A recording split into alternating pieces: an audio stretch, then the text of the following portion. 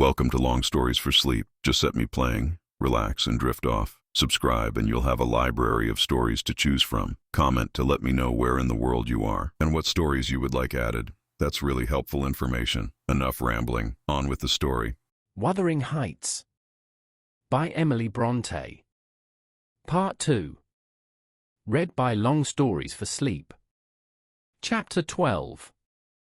While Miss Linton moped about the park and garden, always silent, and almost always in tears, and her brother shut himself up among books that he never opened, wearying, I guessed, with a continual vague expectation that Catherine, repenting her conduct, would come of her own accord to ask pardon, and seek a reconciliation, and she fasted pertinaciously, under the idea, probably, that at every meal Edgar was ready to choke for her absence, and pride alone held him from running to cast himself at her feet. I went about my household duties, convinced that the Grange had but one sensible soul in its walls, and that lodged in my body. I wasted no condolences on Miss, nor any expostulations on my mistress, nor did I pay much attention to the sighs of my master, who yearned to hear his lady's name, since he might not hear her voice. I determined they should come about as they pleased for me, and though it was a tiresomely slow process, I began to rejoice at length in a faint dawn of its progress, as I thought at first. Mrs. Linton, on the third day, unbarred her door, and having finished the water in her pitcher and decanter, desired a renewed supply, and a basin of gruel, for she believed she was dying. That I set down as a speech meant for Edgar's ears, I believed no such thing, so I kept it to myself and brought her some tea and dry toast. She ate and drank eagerly, and sank back on her pillow again, clenching her hands and groaning. "Oh, I will die," she exclaimed, "since no one cares anything about me. I wish I had not taken that." Then a good while after I heard her murmur, "No, I'll not die, he'd be glad, he does not love me at all, he would never miss me." "Did you want anything, I inquired, still preserving my external composure, in spite of her ghastly countenance and strange, exaggerated manner. "What is that apathetic being doing?" she demanded, pushing the thick entangled locks from her wasted face. "Has he fallen into a lethargy, or is he dead?" "Neither," replied I, "if you mean Mr. Linton. He's tolerably well, I think, though his studies occupy him rather more than they ought. He is continually among his books, since he has no other society." I should not have spoken so if I had known her true condition, but I could not get rid of the notion that she acted a part of her disorder. "Among his books," she cried, confounded. "And I dying! I on the brink of the grave! My God! Does he know how I'm altered?" continued she, staring at her reflection in a mirror hanging against the opposite wall. "Is that Catherine Linton? He imagines me in a pet, in play, perhaps. Cannot you inform him that it is frightful earnest? Nelly, if it be not too late, as soon as I learn how he feels, I'll choose between these two, either to starve at once, that would be no punishment unless he had a heart, or to recover, and leave the country." "Are you speaking the truth about him now?" "Take care. Is he actually so utterly indifferent for my life?" "Why," I answered, "the master has no idea of your being deranged, and of course he does not fear that you will let yourself die of hunger." "You think not?" "Cannot you tell him I will?" she returned. "Persuade him. Speak of your own mind, say you are certain I will." "No, you forget, Mrs. Linton," I suggested, "that you have eaten some food with a relish this evening, and tomorrow you will perceive its good effects." "If I were only sure it would kill him," she interrupted, "I'd kill myself directly. These 3 awful nights I've never closed my lids, and oh, I've been tormented. I've been haunted, Nelly. But I begin to fancy you don't like me. How strange. I thought, though everybody hated and despised each other, they could not avoid loving me. And they have all turned to enemies in a few hours. They have, I'm positive, the people underscore here underscore. How dreary to meet death, surrounded by their cold faces. Isabella, terrified and repelled, afraid to enter the room, it would be so dreadful to watch Catherine go. And Edgar standing solemnly by to see it over, then offering prayers of thanks to God for restoring peace to his house, and going back to his underscore books underscore.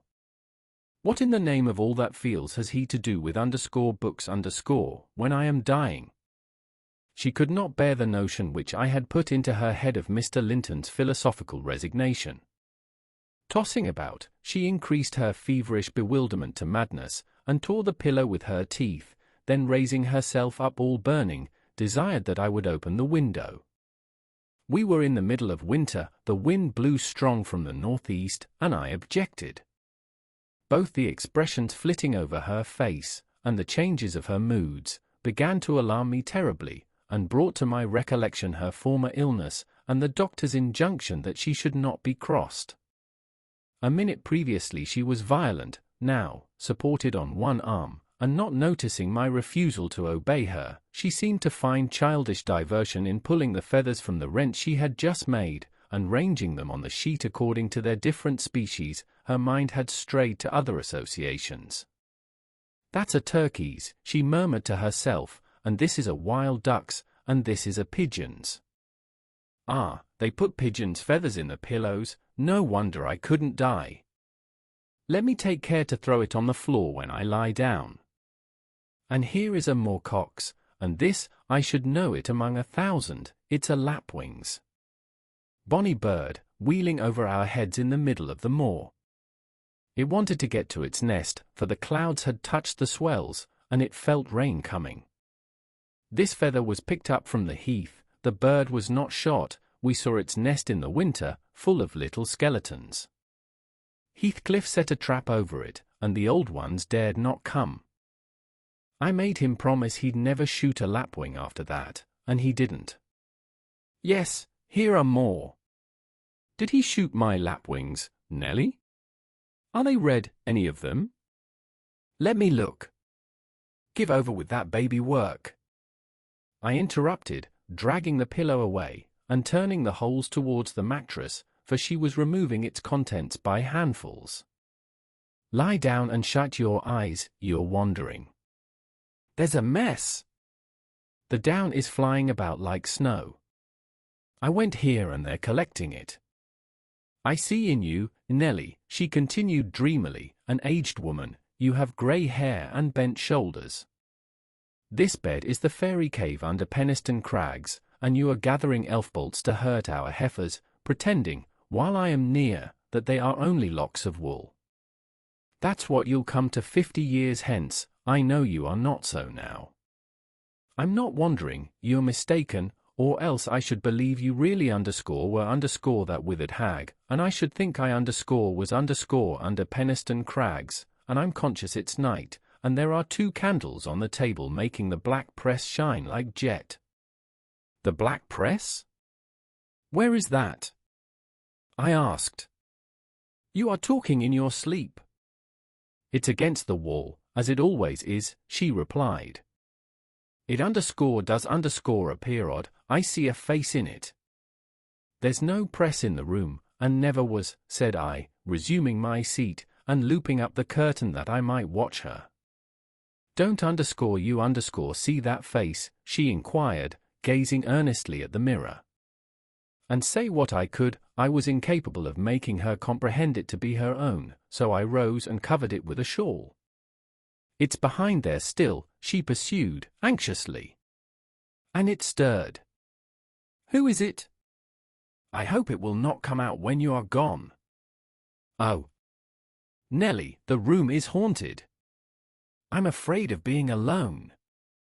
I took her hand in mine, and bid her be composed, for a succession of shudders convulsed her frame, and she would keep straining her gaze towards the glass.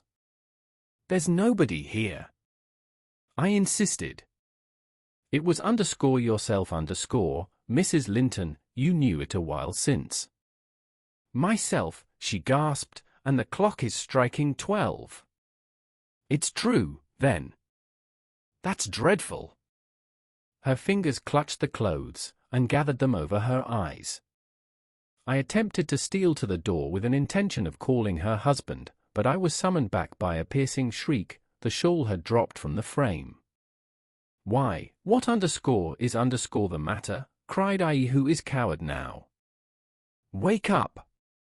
That is the glass, the mirror, Mrs. Linton, and you see yourself in it, and there am I too by your side." Trembling and bewildered, she held me fast, but the horror gradually passed from her countenance. Its paleness gave place to a glow of shame. "Oh, dear! I thought I was at home," she sighed. "I thought I was lying in my chamber at Wuthering Heights. Because I'm weak, my brain got confused, and I screamed unconsciously. Don't say anything, but stay with me. I dread sleeping, my dreams appall me." "A sound sleep would do you good," I answered, "and I hope this suffering will prevent your trying starving again." "Oh, if I were but in my own bed in the old house," she went on bitterly, wringing her hands. "And that wind sounding in the firs by the lattice. Do let me feel it, it comes straight down the moor, do let me have one breath." To pacify her I held the casement ajar a few seconds. A cold blast rushed through, I closed it, and returned to my post. She lay still now, her face bathed in tears. Exhaustion of body had entirely subdued her spirit. Our fiery Catherine was no better than a wailing child.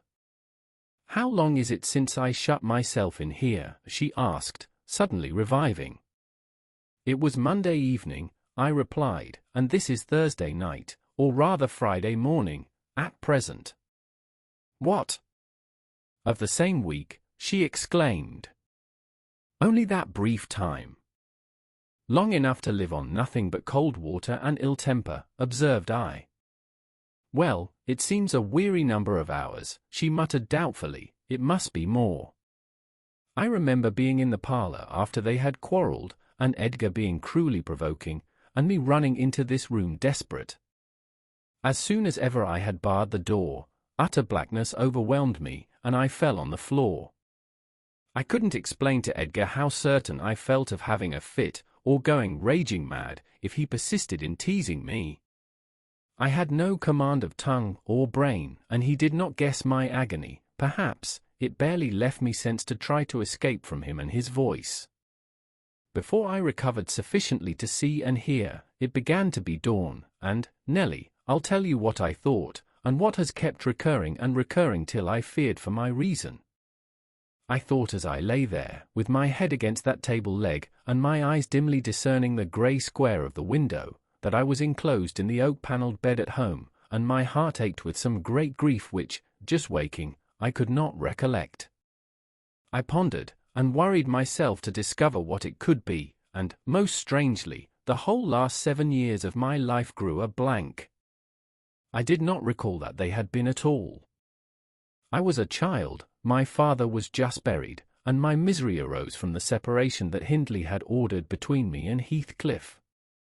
I was laid alone, for the first time, and, rousing from a dismal doze after a night of weeping, I lifted my hand to push the panels aside. It struck the tabletop. I swept it along the carpet, and then memory burst in. My late anguish was swallowed in a paroxysm of despair. I cannot say why I felt so wildly wretched. It must have been temporary derangement, for there is scarcely cause. But, supposing at 12 years old I had been wrenched from the Heights, and every early association, and my all in all, as Heathcliff was at that time, and been converted at a stroke into Mrs. Linton, the lady of Thrushcross Grange, and the wife of a stranger, an exile, an outcast, thenceforth, from what had been my world. You may fancy a glimpse of the abyss where I grovelled. Shake your head as you will, Nelly, you have helped to unsettle me. You should have spoken to Edgar, indeed you should, and compelled him to leave me quiet. Oh, I'm burning. I wish I were out of doors. I wish I were a girl again, half savage and hardy, and free, and laughing at injuries, not maddening under them. Why am I so changed? Why does my blood rush into a hell of tumult at a few words? I'm sure I should be myself were I once among the heather on those hills. Open the window again wide, fasten it open. Quick, why don't you move? Because I won't give you your death of cold, I answered. You won't give me a chance of life, you mean, she said sullenly. However, I'm not helpless yet, I'll open it myself. And sliding from the bed before I could hinder her, she crossed the room, walking very uncertainly, threw it back, and bent out, careless of the frosty air that cut about her shoulders as keen as a knife. I entreated, and finally attempted to force her to retire. But I soon found her delirious strength much surpass mine. She was delirious. I became convinced by her subsequent actions and ravings. There was no moon, and everything beneath lay in misty darkness. Not a light gleamed from any house, far or near. All had been extinguished long ago, and those at Wuthering Heights were never visible. Still she asserted she caught their shining. Look, she cried eagerly, that's my room with the candle in it, and the tree swaying before it, and the other candle is in Joseph's garret. Joseph sits up late, doesn't he? He's waiting till I come home that he may lock the gate. Well, he'll wait a while yet. It's a rough journey, and a sad heart to travel it, and we must pass by Gimmerton Kirk to go that journey. We've braved its ghosts often together, and dared each other to stand among the graves and ask them to come. But, Heathcliff, if I dare you now, will you venture? If you do, I'll keep you. I'll not lie there by myself. They may bury me 12 feet deep, and throw the church down over me, but I won't rest till you are with me. I never will. She paused, and resumed with a strained smile. He's considering, he'd rather I'd come to him. Find a way, then. Not through that kirkyard. You are slow. Be content, you always followed me. Perceiving it vain to argue against her insanity, I was planning how I could reach something to wrap about her, without quitting my hold of herself, for I could not trust her alone by the gaping lattice, when, to my consternation, I heard the rattle of the door handle, and Mr. Linton entered. He had only then come from the library, and, in passing through the lobby, had noticed our talking and been attracted by curiosity, or fear, to examine what it signified, at that late hour. "Oh, sir!"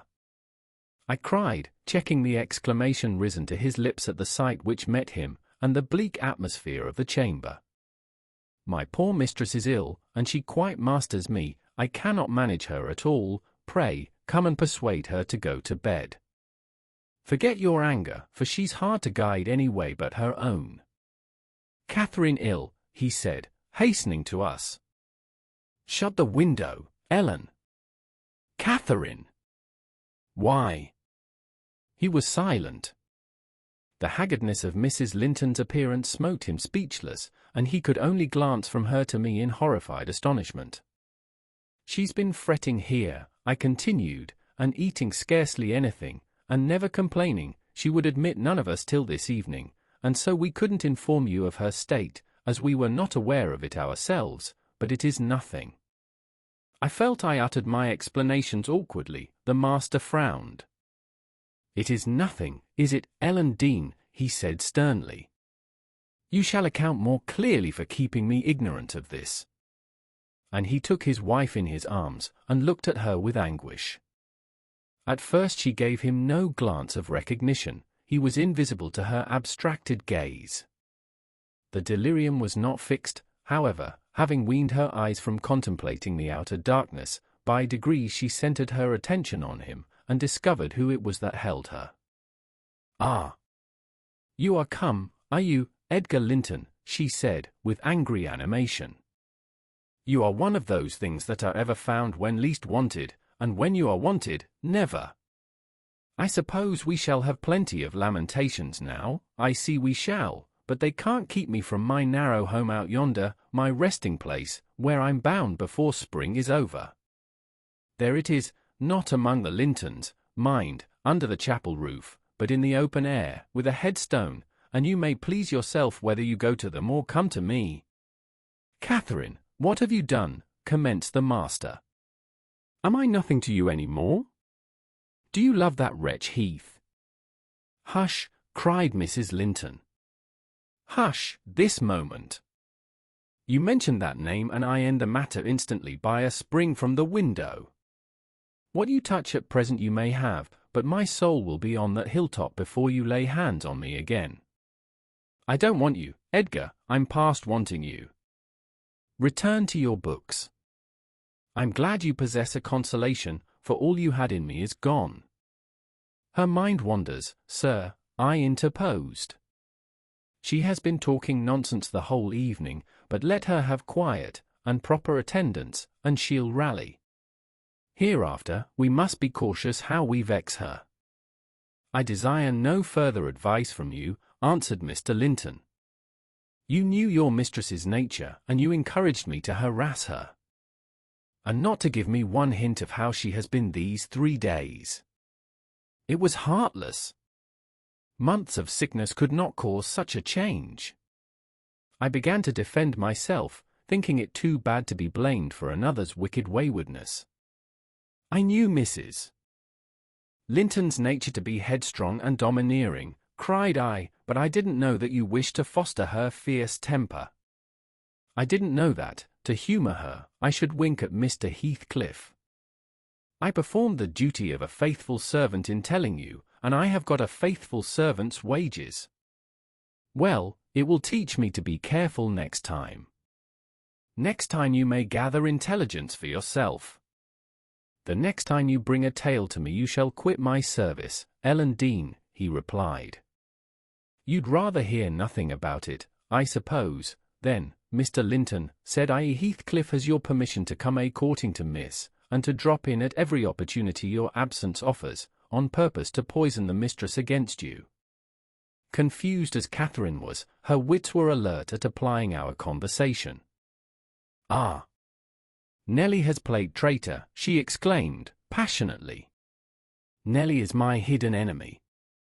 "You witch! So you do seek elf bolts to hurt us? Let me go, and I'll make her rue. I'll make her howl a recantation." A maniac's fury kindled under her brows, she struggled desperately to disengage herself from Linton's arms. I felt no inclination to tarry the event, and, resolving to seek medical aid on my own responsibility, I quitted the chamber. In passing the garden to reach the road, at a place where a bridle hook is driven into the wall, I saw something white moved irregularly, evidently by another agent than the wind. Notwithstanding my hurry, I stayed to examine it, lest ever after I should have the conviction impressed on my imagination that it was a creature of the other world. My surprise and perplexity were great on discovering, by touch more than vision, Miss Isabella's Springer, Fanny, suspended by a handkerchief, and nearly at its last gasp. I quickly released the animal, and lifted it into the garden. I had seen it follow its mistress upstairs when she went to bed, and wondered much how it could have got out there, and what mischievous person had treated it so. While untying the knot round the hook, it seemed to me that I repeatedly caught the beat of horses' feet galloping at some distance, but there were such a number of things to occupy my reflections that I hardly gave the circumstance a thought, though it was a strange sound, in that place, at 2 o'clock in the morning. Mr. Kenneth was fortunately just issuing from his house to see a patient in the village as I came up the street, and my account of Catherine Linton's malady induced him to accompany me back immediately. He was a plain rough man, and he made no scruple to speak his doubts of her surviving this second attack, unless she were more submissive to his directions than she had shown herself before. "Nellie Dean," said he, "I can't help fancying there's an extra cause for this. What has there been to do at the Grange? We've odd reports up here. A stout, hearty lass like Catherine does not fall ill for a trifle, and that sort of people should not either. It's hard work bringing them through fevers and such things. How did it begin?" "The master will inform you," I answered, "but you are acquainted with the Earnshaw's violent dispositions, and Mrs. Linton caps them all. I may say this, it commenced in a quarrel. She was struck during a tempest of passion with a kind of fit. That's her account, at least, for she flew off in the height of it, and locked herself up. Afterwards, she refused to eat, and now she alternately raves and remains in a half-dream, knowing those about her, but having her mind filled with all sorts of strange ideas and illusions. "Mr. Linton will be sorry," observed Kenneth, interrogatively. "Sorry?" "He'll break his heart should anything happen," I replied. "Don't alarm him more than necessary." "Well, I told him to beware," said my companion, "and he must bide the consequences of neglecting my warning." "Hasn't he been intimate with Mr. Heathcliff lately?" "Heathcliff frequently visits at the Grange," answered I, though more on the strength of the mistress having known him when a boy, than because the master likes his company. At present his discharged from the trouble of calling, owing to some presumptuous aspirations after Miss Linton which he manifested. "I hardly think he'll be taken in again." "And does Miss Linton turn a cold shoulder on him?" was the doctor's next question. "I'm not in her confidence," returned I, reluctant to continue the subject. "No, she's a sly one," he remarked, shaking his head. "She keeps her own counsel. But she's a real little fool. I have it from good authority that last night, and a pretty night it was, she and Heathcliff were walking in the plantation at the back of your house above 2 hours, and he pressed her not to go in again, but just mount his horse and away with him. My informant said she could only put him off by pledging her word of honor to be prepared on their first meeting after that. When it was to be he didn't hear, but you urged Mr. Linton to look sharp." This news filled me with fresh fears. I outstripped Kenneth, and ran most of the way back. The little dog was yelping in the garden yet. I spared a minute to open the gate for it, but instead of going to the house door, it coursed up and down snuffing the grass, and would have escaped to the road, had I not seized it and conveyed it in with me.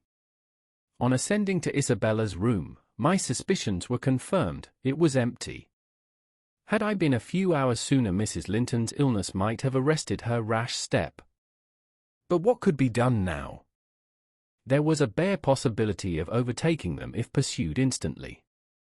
I could not pursue them, however, and I dared not rouse the family, and fill the place with confusion, still less unfold the business to my master, absorbed as he was in his present calamity, and having no heart to spare for a second grief. I saw nothing for it but to hold my tongue, and suffer matters to take their course, and Kenneth being arrived, I went with a badly composed countenance to announce him. Catherine lay in a troubled sleep. Her husband had succeeded in soothing the excess of frenzy. He now hung over her pillow, watching every shade and every change of her painfully expressive features. The doctor, on examining the case for himself, spoke hopefully to him of its having a favorable termination, if we could only preserve around her perfect and constant tranquillity. To me, he signified the threatening danger was not so much death, as permanent alienation of intellect.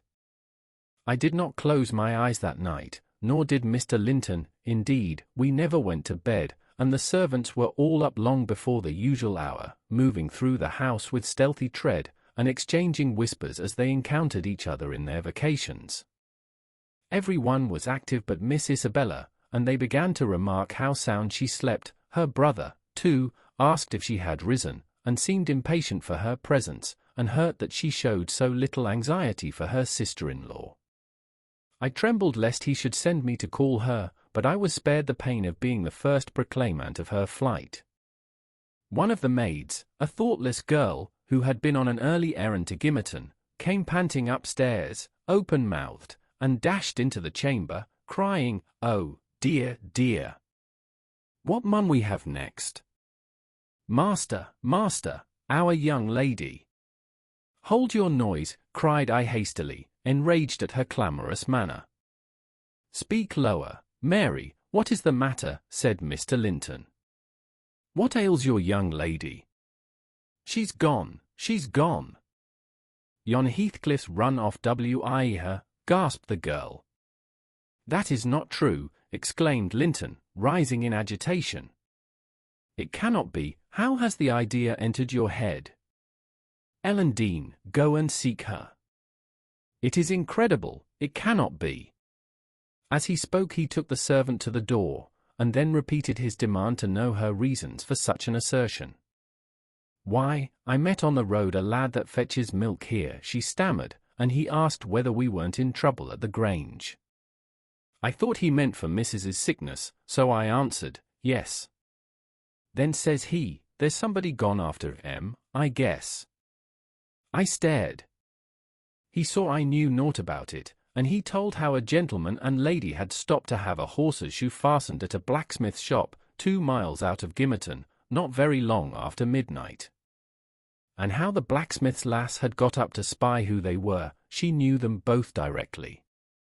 And she noticed the man, Heathcliff it was, she felt certain, Nob Dy could mistake him, besides, put a sovereign in her father's hand for payment.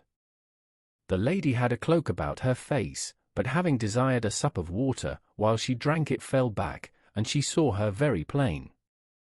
Heathcliff held both bridles as they rode on, and they set their faces from the village, and went as fast as the rough roads would let them. The lass said nothing to her father, but she told it all over Gimmerton this morning.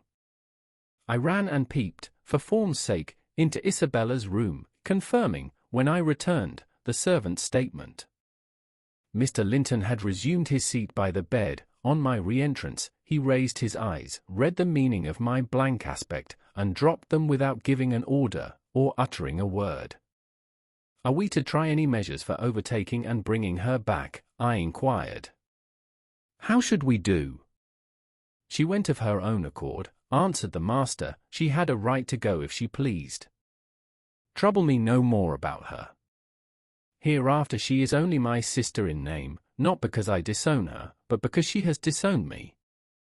And that was all he said on the subject. He did not make a single inquiry further, or mention her in any way, except directing me to send what property she had in the house to her fresh home, wherever it was, when I knew it.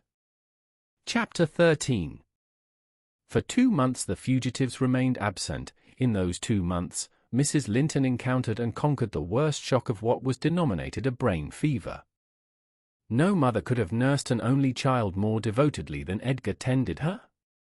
Day and night he was watching, and patiently enduring all the annoyances that irritable nerves and a shaken reason could inflict, and, though Kenneth remarked that what he saved from the grave would only recompense his care by forming the source of constant future anxiety, in fact, that his health and strength were being sacrificed to preserve a mere ruin of humanity, he knew no limits in gratitude and joy when Catherine's life was declared out of danger. An hour after hour he would sit beside her, tracing the gradual return to bodily health, and flattering his too sanguine hopes with the illusion that her mind would settle back to its right balance also, and she would soon be entirely her former self. The first time she left her chamber was at the commencement of the following March. Mr. Linton had put on her pillow, in the morning, a handful of golden crocuses. Her eye, long stranger to any gleam of pleasure, caught them in waking, and shone delighted as she gathered them eagerly together. "These are the earliest flowers at the Heights," she exclaimed. "They remind me of soft thaw winds, and warm sunshine, and nearly melted snow. Edgar, is there not a south wind, and is not the snow almost gone?" "The snow is quite gone down here, darling," replied her husband, "and I only see 2 white spots on the whole range of moors. The sky is blue, and the larks are singing, and the becks and brooks are all brimful. Catherine, last spring at this time, I was longing to have you under this roof. Now, I wish you were a mile or 2 up those hills. The air blows so sweetly, I feel that it would cure you." "I shall never be there but once more," said the invalid, "and then you'll leave me, and I shall remain forever. Next spring you'll long again to have me under this roof, and you'll look back and think you were happy today." Linton lavished on her the kindest caresses, and tried to cheer her by the fondest words, but, vaguely regarding the flowers, she let the tears collect on her lashes and stream down her cheeks unheeding. We knew she was really better, and, therefore, decided that long confinement to a single place produced much of this despondency, and it might be partially removed by a change of scene. the master told me to light a fire in the many weeks deserted parlour, and to set an easy chair in the sunshine by the window, and then he brought her down, and she sat a long while enjoying the genial heat, and, as we expected, revived by the objects round her, which, though familiar, were free from the dreary associations investing her hated sick chamber. By evening she seemed greatly exhausted, yet no arguments could persuade her to return to that apartment, and I had to arrange the parlour sofa for her bed, till another room could be prepared. To obviate the fatigue of mounting and descending the stairs, we fitted up this, where you lie at present, on the same floor with the parlour, and she was soon strong enough to move from one to the other, leaning on Edgar's arm. Ah, I thought myself, she might recover, so waited on as she was. And there was double cause to desire it, for on her existence depended that of another. We cherished the hope that in a little while Mr. Linton's heart would be gladdened, and his land secured from a stranger's gripe, by the birth of an heir. I should mention that Isabella sent to her brother, some 6 weeks from her departure, a short note, announcing her marriage with Heathcliff. It appeared dry and cold, but at the bottom was dotted in with pencil an obscure apology, and an entreaty for kind remembrance and reconciliation, if her proceeding had offended him, asserting that she could not help it then, and being done, she had now no power to repeal it. Linton did not reply to this, I believe, and, in a fortnight more, I got a long letter, which I considered odd, coming from the pen of a bride just out of the honeymoon. I'll read it, for I keep it yet. Any relic of the dead is precious, if they were valued living. Asterisk, asterisk, asterisk, asterisk, asterisk. Dear Ellen, it begins, I came last night to Wuthering Heights, and heard, for the first time, that Catherine has been, and is yet, very ill. I must not write to her, I suppose, and my brother is either too angry or too distressed to answer what I sent him. Still, I must write to somebody, and the only choice left me is you. Inform Edgar that I'd give the world to see his face again, that my heart returned to Thrushcross Grange in 24 hours after I left it, and is there at this moment, full of warm feelings for him and Catherine. Underscore, I can't follow it though underscore, these words are underlined, they need not expect me, and they may draw what conclusions they please, taking care, however, to lay nothing at the door of my weakful or deficient affection.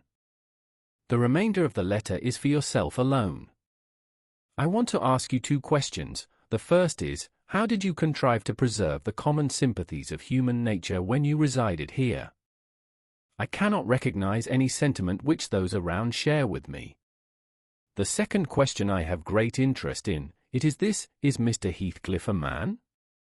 If so, is he mad? And if not, is he a devil? I shan't tell my reasons for making this inquiry, but I beseech you to explain, if you can, what I have married, that is, when you call to see me, and you must call, Ellen, very soon.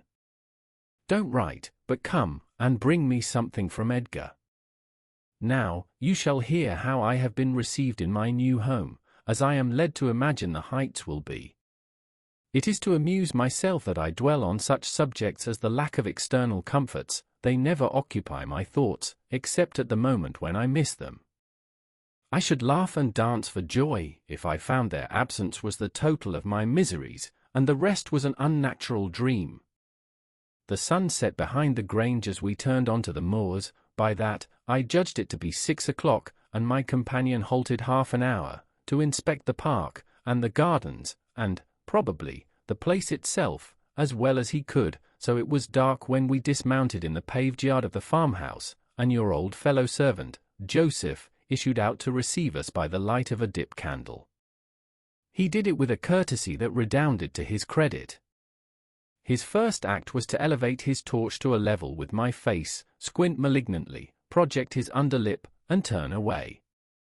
Then he took the 2 horses, and led them into the stables, reappearing for the purpose of locking the outer gate, as if we lived in an ancient castle. Heathcliff stayed to speak to him, and I entered the kitchen, a dingy, untidy hole. I dare say you would not know it, it is so changed since it was in your charge. By the fire stood a ruffianly child, strong in limb and dirty in garb, with a look of Catherine in his eyes and about his mouth. This is Edgar's legal nephew, I reflected, mine in a manner, I must shake hands, and yes, I must kiss him. It is right to establish a good understanding at the beginning. I approached, and, attempting to take his chubby fist, said, "How do you do, my dear?" He replied in a jargon I did not comprehend. "Shall you and I be friends, Hareton?" was my next essay at conversation. An oath and a threat to set Throttler on me if I did not frame off rewarded my perseverance. "Hey, Throttler, lad," whispered the little wretch, rousing a half-bred bulldog from its lair in a corner. "Now, wilt thou be ganging?" he asked authoritatively. Love for my life urged a compliance. I stepped over the threshold to wait till the others should enter. Mr. Heathcliff was nowhere visible, and Joseph, whom I followed to the stables, and requested to accompany me in, after staring and muttering to himself, screwed up his nose and replied, "M.I.M. M.I.M. M.I.M. Did I be a Christian body here ought like it? Mincing UN and munching. How can I tell what ye say? I say, I wish you to come with me into the house." I cried, thinking him deaf, yet highly disgusted at his rudeness. "None over me. I get 10 summat else to do," he answered, and continued his work, moving his lantern jaws meanwhile, and surveying my dress and countenance, the former a great deal too fine, but the latter, I'm sure, as sad as he could desire, with sovereign contempt. I walked round the yard, and through a wicket, to another door, at which I took the liberty of knocking, in hope some more civil servant might show himself. After a short suspense, it was opened by a tall, gaunt man, without neckerchief, and otherwise extremely slovenly. His features were lost in masses of shaggy hair that hung on his shoulders, and his eyes, too, were like a ghostly Catherine's with all their beauty annihilated. "What's your business here?" he demanded, grimly. "Who are you?" "My name was Isabella Linton," I replied. "You've seen me before, sir.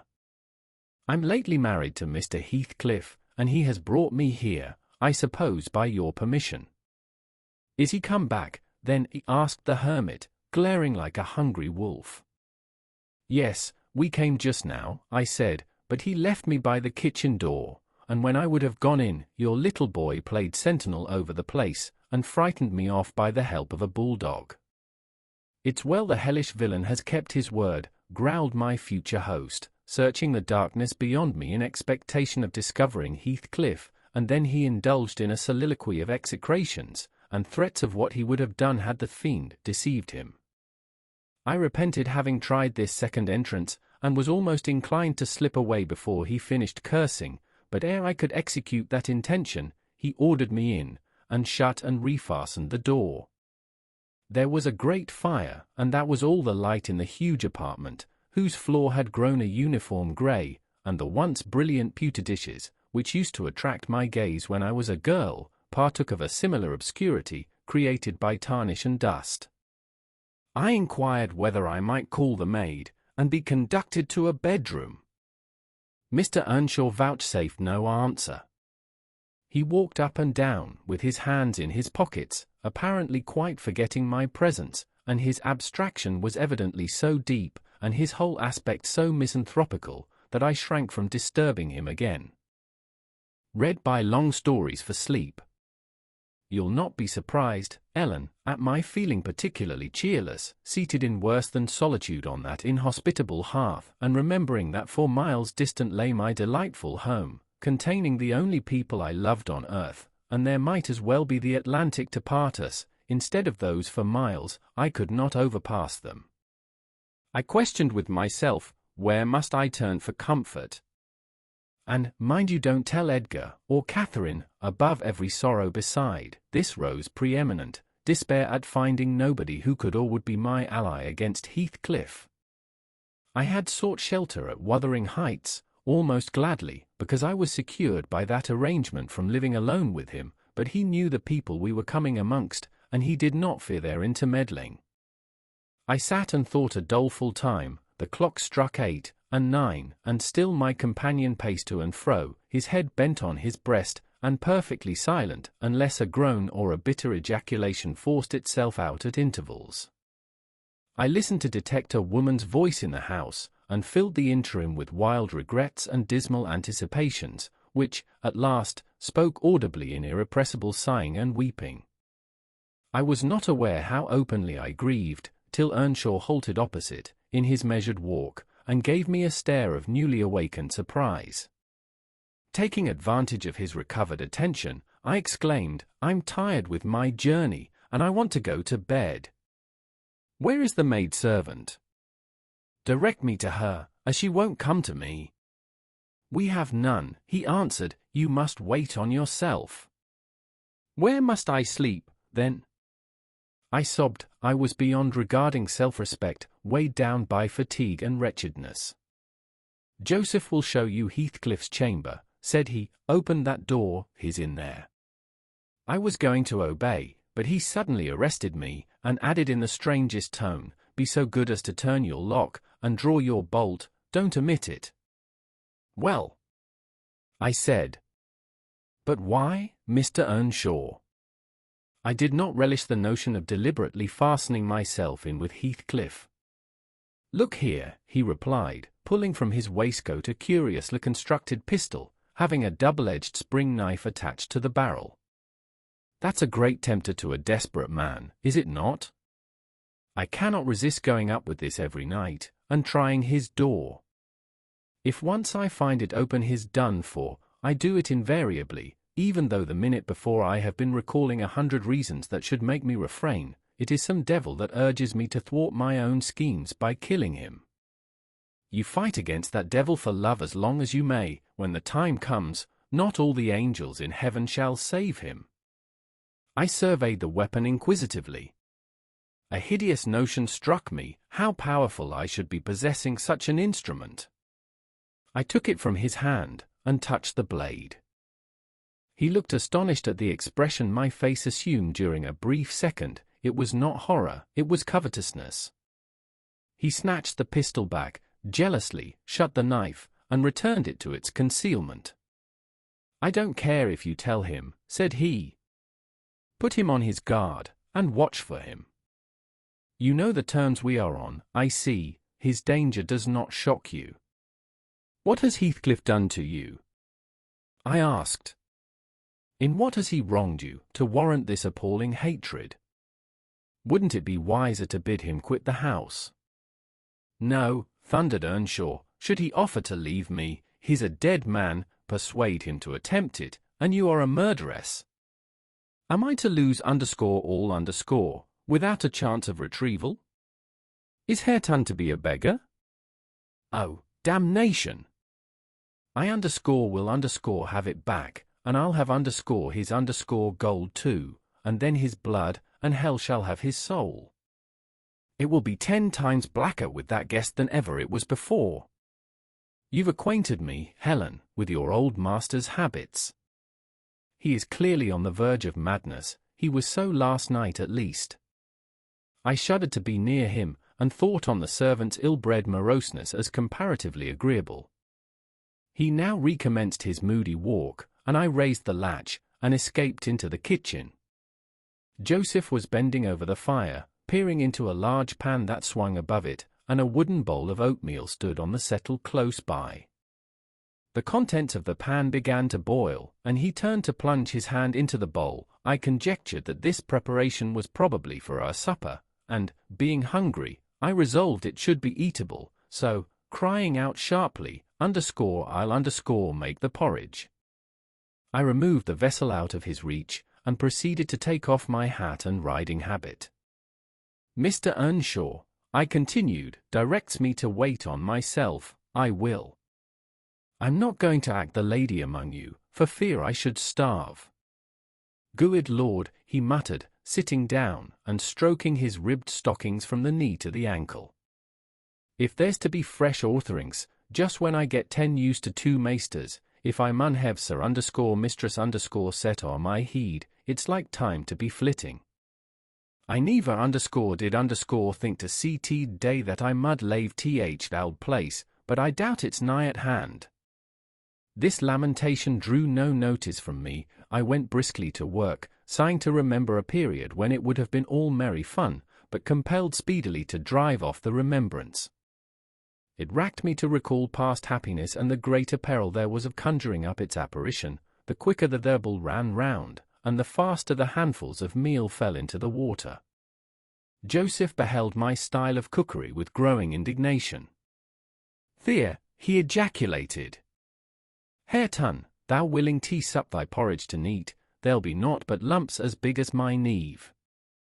"Thea, agent, I'd fling in bowl all, if I were ye." "There, pale tea de gilp off, then ye'll ha done wit." Bang, bang. "It's a mercy tea bottom isn't deeved out." It was rather a rough mess, I own, when poured into the basins, for had been provided, and a gallon pitcher of new milk was brought from the dairy, which Hareton seized and commenced drinking and spilling from the expansive lip. I expostulated, and desired that he should have his in a mug, affirming that I could not taste the liquid treated so dirtily. The old cynic chose to be vastly offended at this nicety, assuring me, repeatedly, that the barn was every bit as good as I, and every bit as wholesome, and wondering how I could fashion to be so conceited. Meanwhile, the infant ruffian continued sucking, and glowered up at me defyingly, as he slavered into the jug. "I shall have my supper in another room," I said. "Have you no place you call a parlour?" _parlour_, he echoed, sneeringly, _parlour_. "Nay, we've noa _parlours_.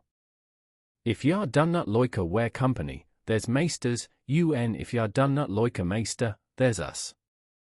"Then I shall go upstairs," I answered. "Show me a chamber." I put my basin on a tray, and went myself to fetch some more milk. With great grumblings, the fellow rose, and preceded me in my ascent. We mounted to the garrets. He opened a door, now and then, to look into the apartments we passed.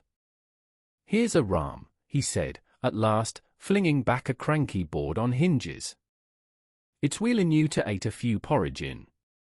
There's a pack och corn I teach corner, Thea, meaterly clane, if ye refeared os muckying your grand silk cloes, spread your handkerchy oats teeth's top on tea."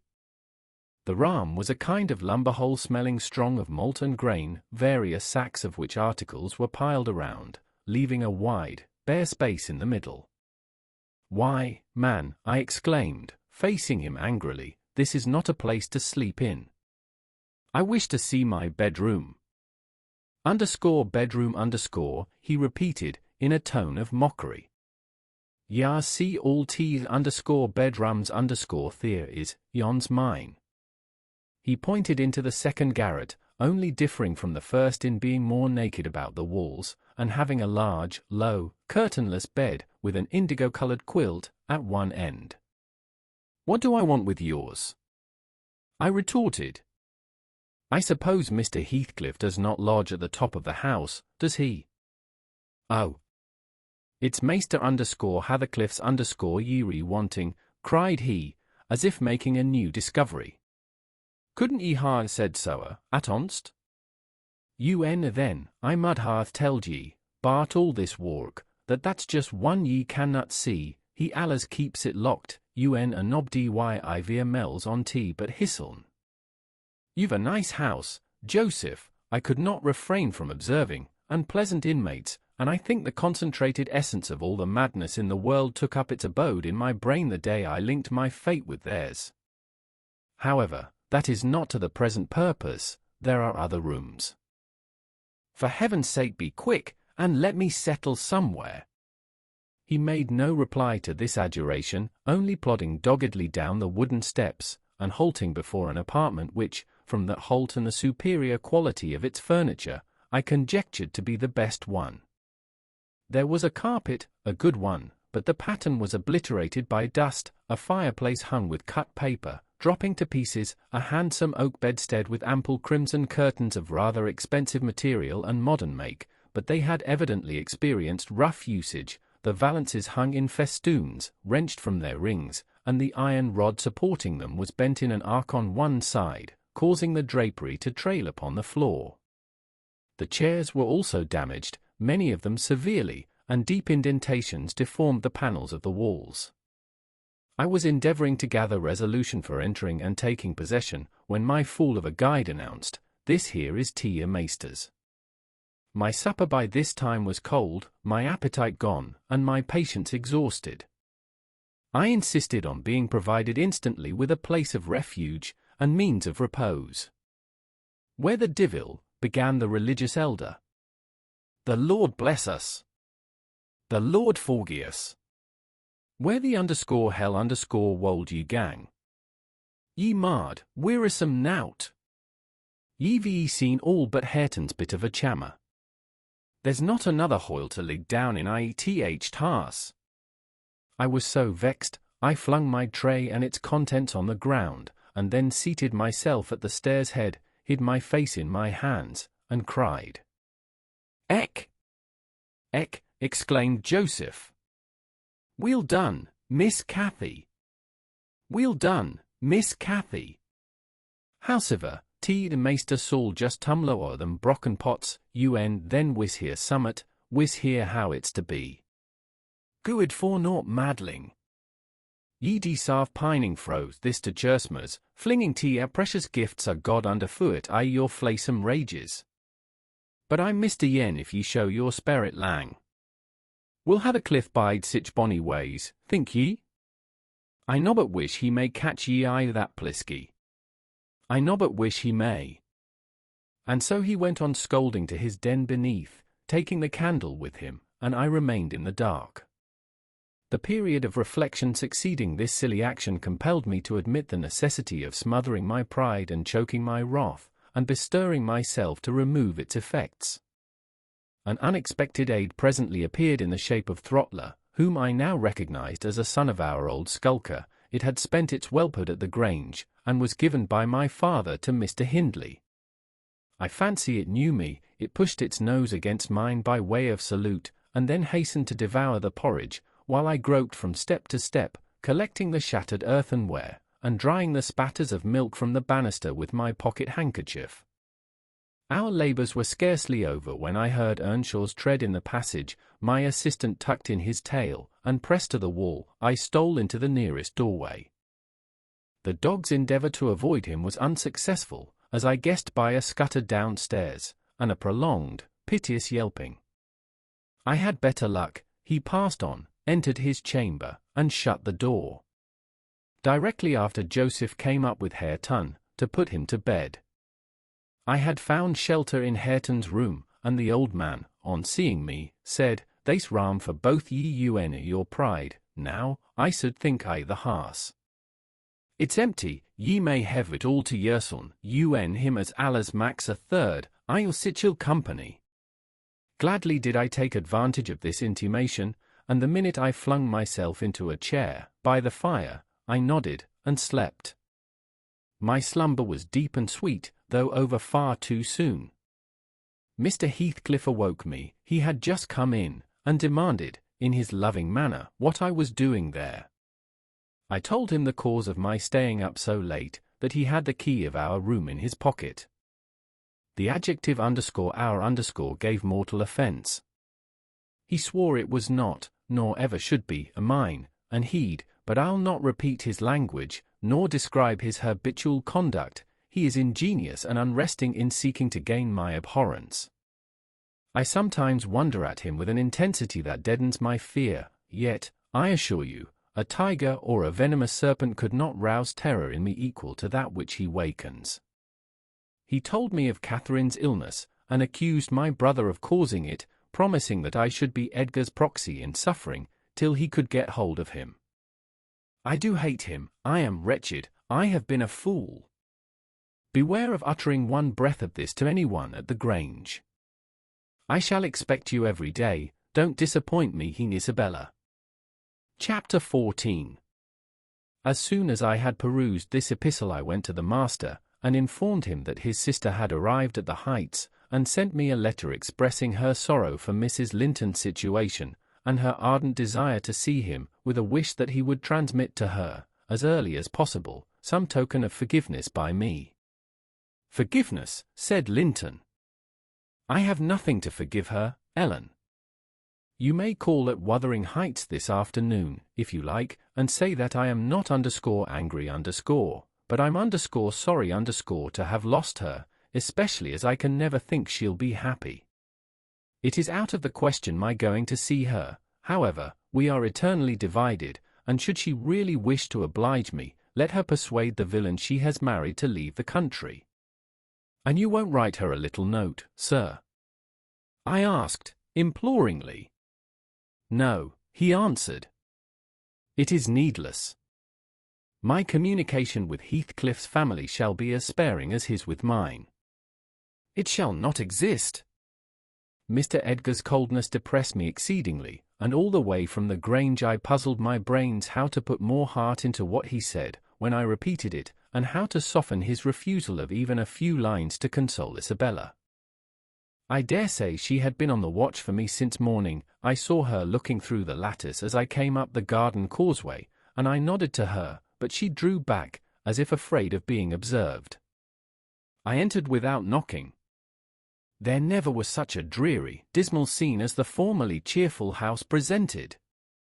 I must confess that if I had been in the young lady's place, I would, at least, have swept the hearth, and wiped the tables with a duster. But she already partook of the pervading spirit of neglect which encompassed her. Her pretty face was wan and listless, her hair uncurled, some locks hanging lankly down, and some carelessly twisted round her head. Probably she had not touched her dress since yester evening. Hindley was not there. Mr. Heathcliff sat at a table, turning over some papers in his pocket-book, but he rose when I appeared, asked me how I did, quite friendly, and offered me a chair. He was the only thing there that seemed decent, and I thought he never looked better. So much had circumstances altered their positions, that he would certainly have struck a stranger as a born and bred gentleman, and his wife as a thorough little slattern. She came forward eagerly to greet me, and held out one hand to take the expected letter. I shook my head. She wouldn't understand the hint, but followed me to a sideboard, where I went to lay my bonnet, and importuned me in a whisper to give her directly what I had brought. Heathcliff guessed the meaning of her manoeuvres, and said, "If you have got anything for Isabella, as no doubt you have, Nelly, give it to her. You needn't make a secret of it, we have no secrets between us." "Oh, I have nothing," I replied, thinking it best to speak the truth at once. "My master bid me tell his sister that she must not expect either a letter or a visit from him at present. He sends his love, and his wishes for your happiness, and his pardon for the grief you have occasioned, but he thinks that after this time his household and the household here should drop into communication, as nothing could come of keeping it up." Mrs. Heathcliff's lip quivered slightly, and she returned to her seat in the window. Her husband took his stand on the hearthstone, near me, and began to put questions concerning Catherine. I told him as much as I thought proper of her illness, and he extorted from me, by cross-examination, most of the facts connected with its origin. I blamed her, as she deserved, for bringing it all on herself, and ended by hoping that he would follow Mr. Linton's example and avoid future interference with his family, for good or evil. "Mrs. Linton is now just recovering," I said. "She'll never be like she was, but her life is spared, and if you really have a regard for her, you'll shun crossing her way again, nay, you'll move out of this country entirely, and that you may not regret it, I'll inform you Catherine Linton is as different now from your old friend Catherine Earnshaw, as that young lady is different from me. Her appearance is changed greatly, her character much more so, and the person who is compelled, of necessity, to be her companion, will only sustain his affection hereafter by the remembrance of what she once was, by common humanity, and a sense of duty." "That is quite possible," remarked Heathcliff, forcing himself to seem calm, "quite possible that your master should have nothing but common humanity and a sense of duty to fall back upon. But do you imagine that I shall leave Catherine to his _duty and humanity _? And can you compare my feelings respecting Catherine to his? Before you leave this house, I must exact a promise from you that you'll get me an interview with her, consent, or refuse, I will see her. What do you say? I say, Mr. Heathcliff, I replied, you must not, you never shall, through my means. Another encounter between you and the master would kill her altogether. With your aid that may be avoided, he continued, and should there be danger of such an event, should he be the cause of adding a single trouble more to her existence, why, I think I shall be justified in going to extremes. I wish you had sincerity enough to tell me whether Catherine would suffer greatly from his loss, the fear that she would restrains me. And there you see the distinction between our feelings. Had he been in my place, and I in his, though I hated him with a hatred that turned my life to gall, I never would have raised a hand against him. You may look incredulous, if you please. I never would have banished him from her society as long as she desired his. The moment her regard ceased, I would have torn his heart out, and drunk his blood. But, till then, if you don't believe me, you don't know me, till then, I would have died by inches before I touched a single hair of his head. And yet, I interrupted, you have no scruples in completely ruining all hopes of her perfect restoration, by thrusting yourself into her remembrance now, when she has nearly forgotten you, and involving her in a new tumult of discord and distress. You suppose she has nearly forgotten me, he said. Oh, Nelly! You know she has not. You know as well as I do, that for every thought she spends on Linton she spends 1,000 on me.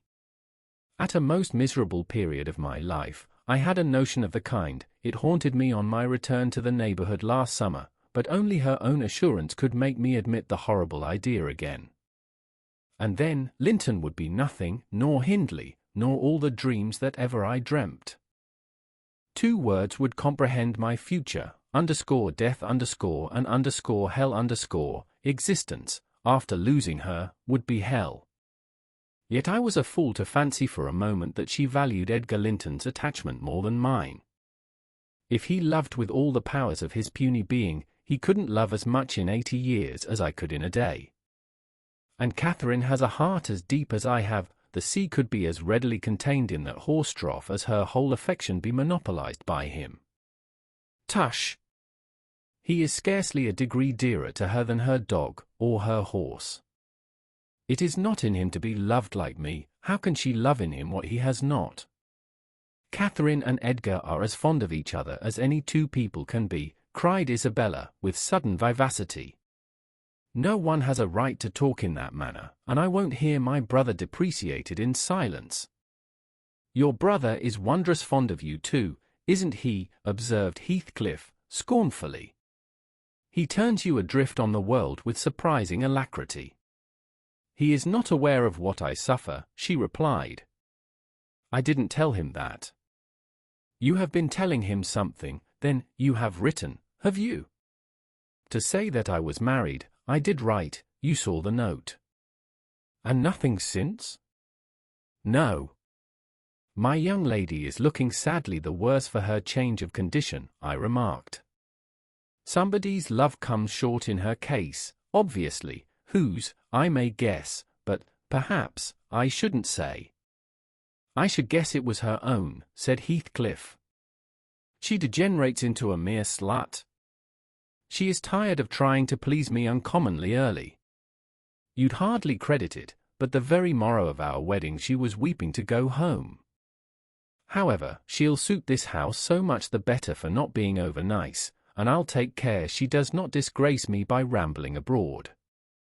Well, sir, returned I hope you'll consider that Mrs. Heathcliff is accustomed to be looked after and waited on, and that she has been brought up like an only daughter, whom every one was ready to serve.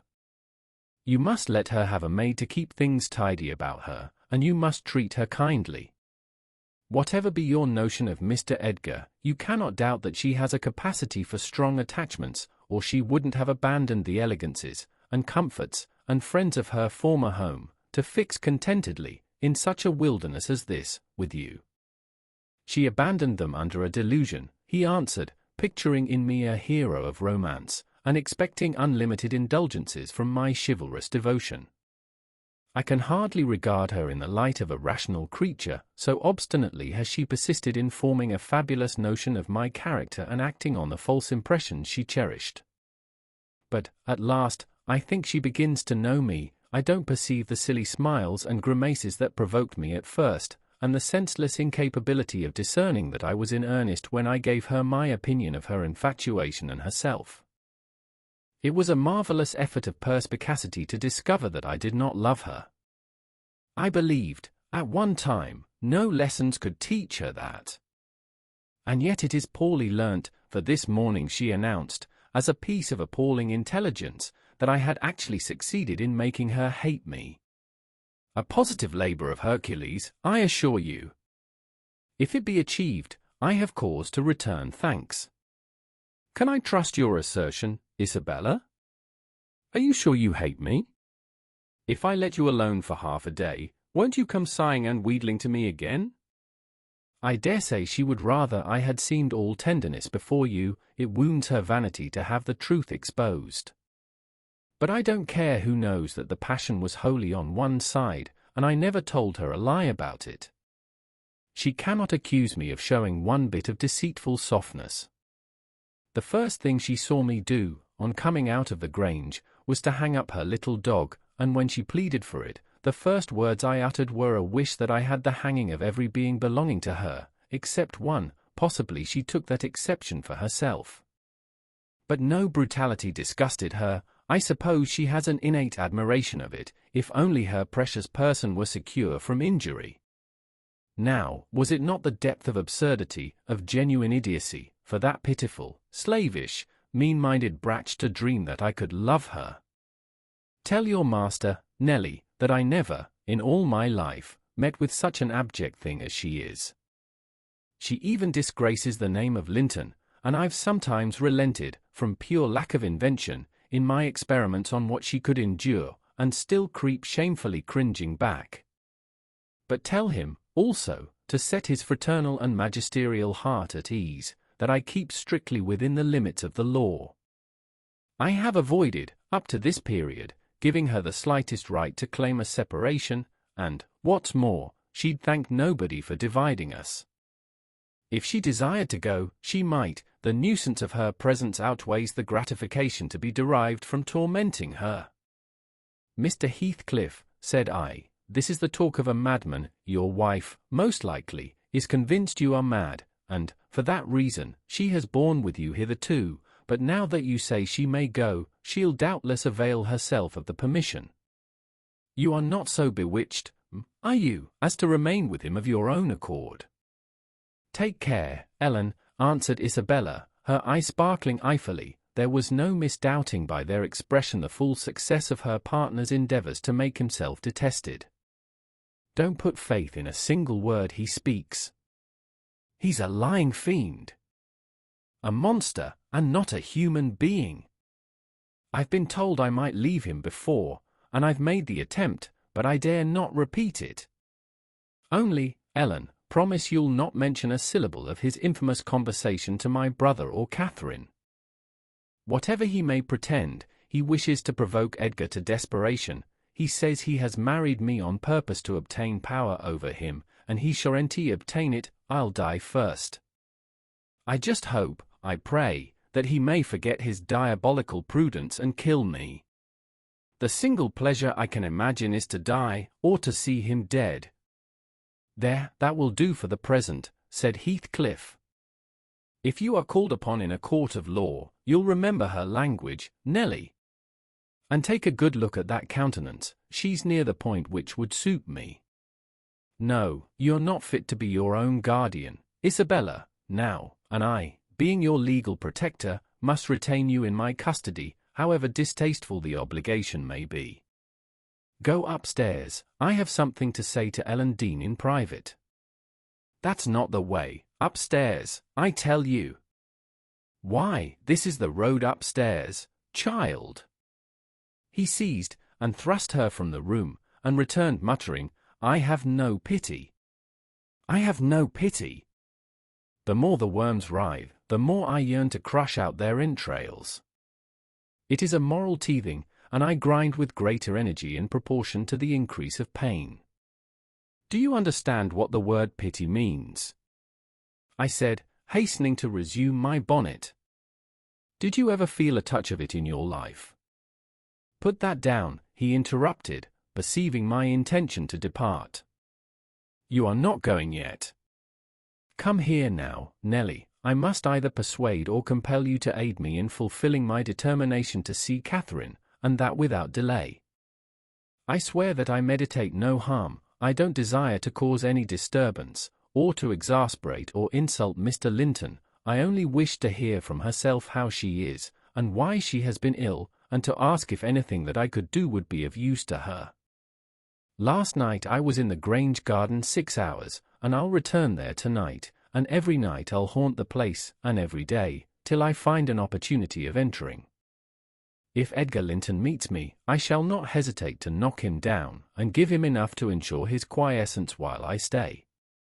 If his servants oppose me, I shall threaten them off with these pistols. But wouldn't it be better to prevent my coming in contact with them, or their master? And you could do it so easily. I'd warn you when I came, and then you might let me in unobserved, as soon as she was alone, and watch till I departed, your conscience quite calm. You would be hindering mischief." I protested against playing that treacherous part in my employer's house, and, besides, I urged the cruelty and selfishness of his destroying Mrs. Linton's tranquillity for his satisfaction.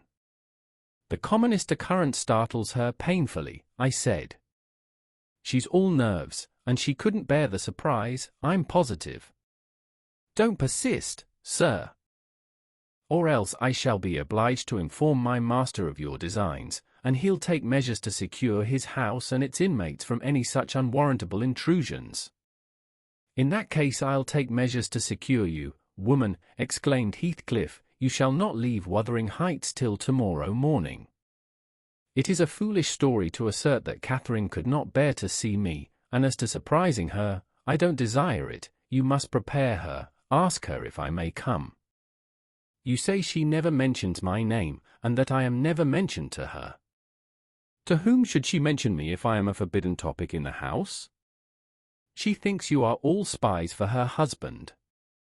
Oh, I've no doubt she's in hell among you.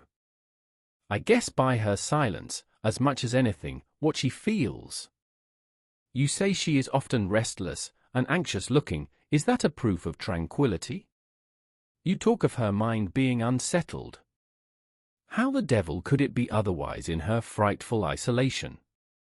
And that insipid, paltry creature attending her from _duty_ and _humanity_ from _pity_ and _charity_.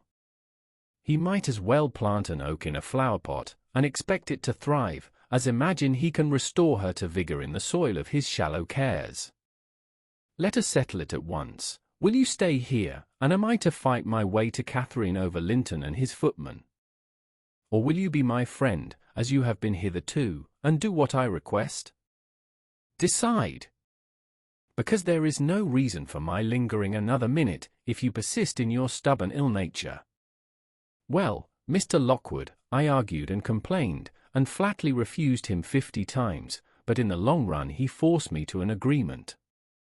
I engaged to carry a letter from him to my mistress, and should she consent, I promised to let him have intelligence of Linton's next absence from home, when he might come, and get in as he was able. I wouldn't be there, and my fellow servants should be equally out of the way.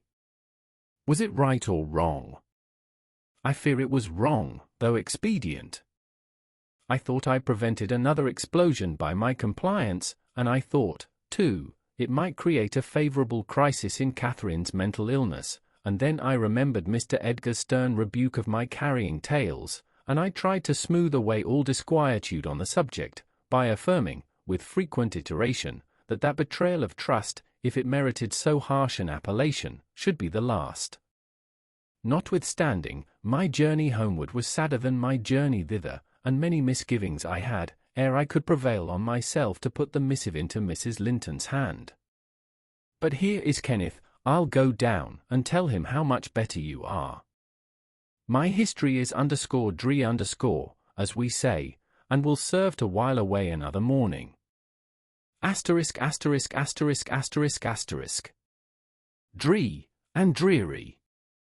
I reflected as the good woman descended to receive the doctor, and not exactly of the kind which I should have chosen to amuse me. But never mind.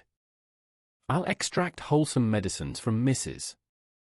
Dean's bitter herbs, and firstly, let me beware of the fascination that lurks in Catherine Heathcliff's brilliant eyes. I should be in a curious taking if I surrendered my heart to that young person, and the daughter turned out a second edition of the mother. Chapter 15. Another week over, and I am so many days nearer health and spring. I have now heard all my neighbours' history, at different sittings, as the housekeeper could spare time from more important occupations. I'll continue it in her own words, only a little condensed.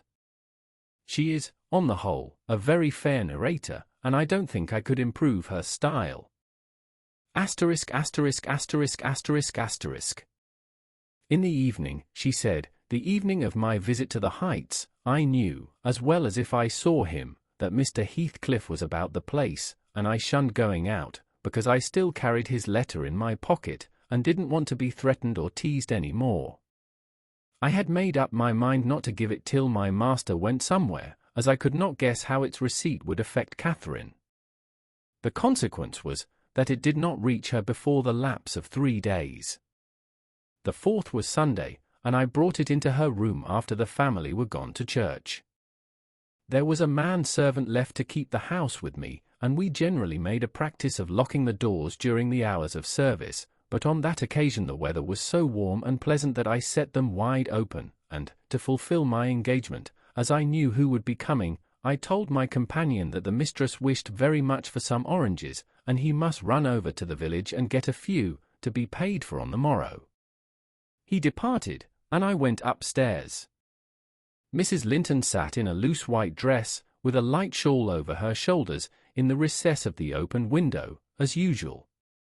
Her thick, long hair had been partly removed at the beginning of her illness, and now she wore it simply combed in its natural tresses over her temples and neck.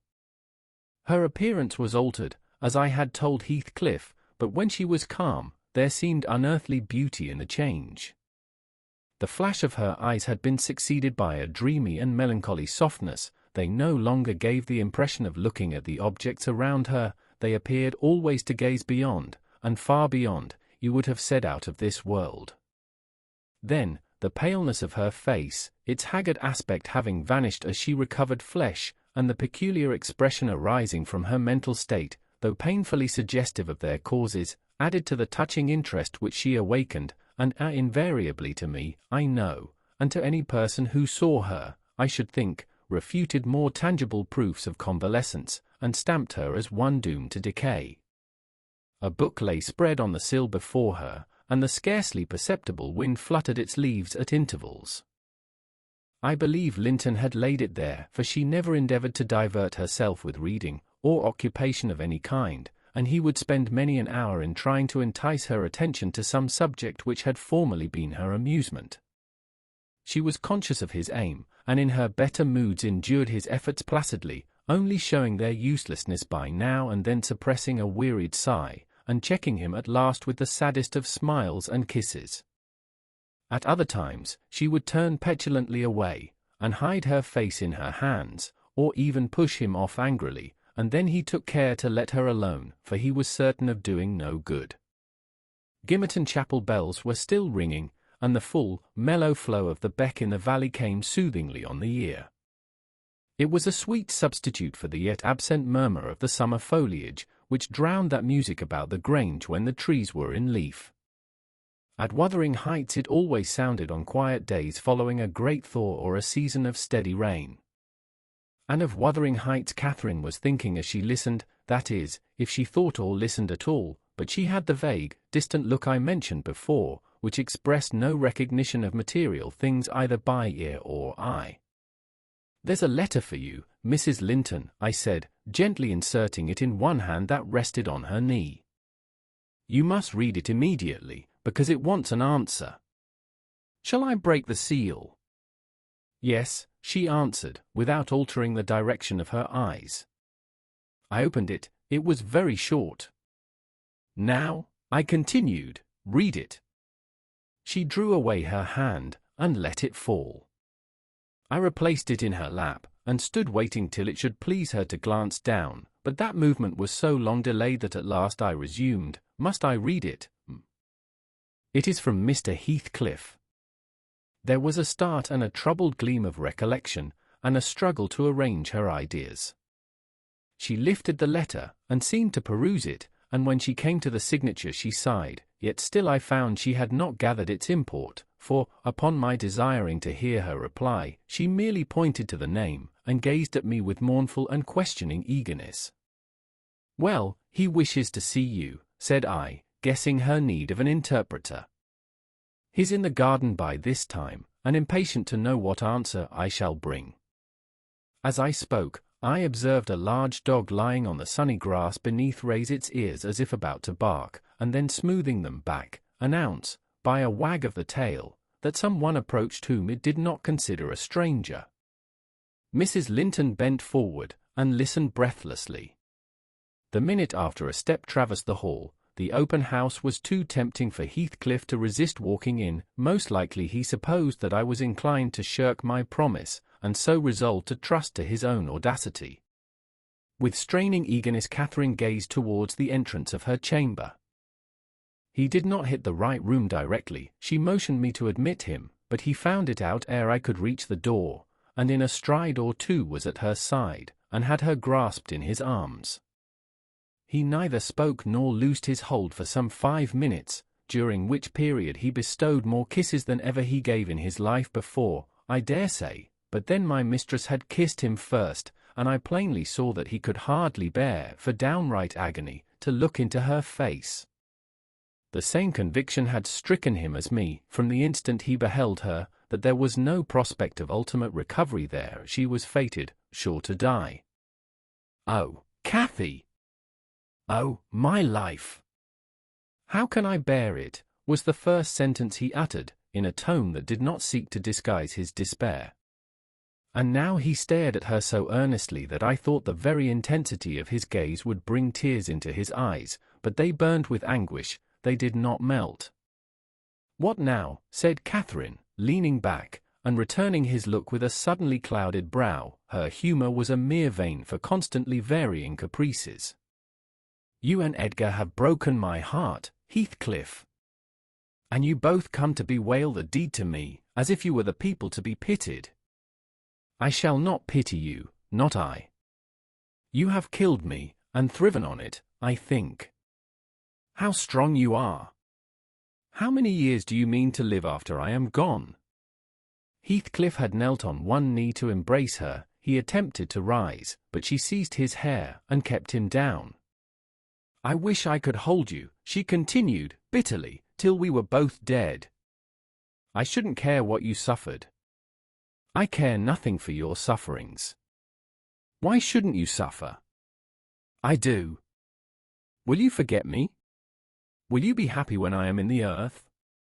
Will you say 20 years hence, that's the grave of Catherine Earnshaw? I loved her long ago, and was wretched to lose her, but it is past. I've loved many others since. My children are dearer to me than she was, and, at death, I shall not rejoice that I am going to her. I shall be sorry that I must leave them. Will you say so, Heathcliff? Don't torture me till I'm as mad as yourself," cried he, wrenching his head free, and grinding his teeth. The two, to a cool spectator, made a strange and fearful picture. Well might Catherine deem that heaven would be a land of exile to her, unless with her mortal body she cast away her moral character also. Her present countenance had a wild vindictiveness in its white cheek, and a bloodless lip and scintillating eye, and she retained in her closed fingers a portion of the locks she had been grasping. As to her companion, while raising himself with one hand, he had taken her arm with the other, and so inadequate was his stock of gentleness to the requirements of her condition, that on his letting go I saw 4 distinct impressions left blue in the colorless skin.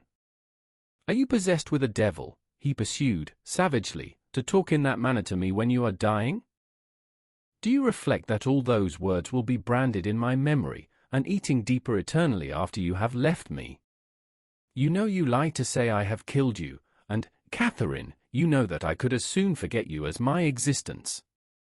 Is it not sufficient for your infernal selfishness, that while you are at peace I shall writhe in the torments of hell?" "I shall not be at peace," moaned Catherine, recalled to a sense of physical weakness by the violent, unequal throbbing of her heart, which beat visibly and audibly under this excess of agitation. She said nothing further till the paroxysm was over, then she continued, more kindly. "I'm not wishing you greater torment than I have, Heathcliff. I only wish us never to be parted, and should a word of mine distress you hereafter, think I feel the same distress underground, and for my own sake, forgive me. Come here and kneel down again. You never harmed me in your life. Nay, if you nurse anger, that will be worse to remember than my harsh words. Won't you come here again? Do." Heathcliff went to the back of her chair, and leant over, but not so far as to let her see his face, which was livid with emotion. She bent round to look at him, he would not permit it. Turning abruptly, he walked to the fireplace, where he stood, silent, with his back towards us. Mrs. Linton's glance followed him suspiciously, every movement woke a new sentiment in her. After a pause and a prolonged gaze, she resumed, addressing me in accents of indignant disappointment. "Oh, you see, Nelly, he would not relent a moment to keep me out of the grave. Underscore that underscore is how I'm loved. Well, never mind. That is not underscore my underscore Heathcliff. I shall love mine yet, and take him with me, his in my soul. And, added she musingly, the thing that irks me most is this shattered prison, after all.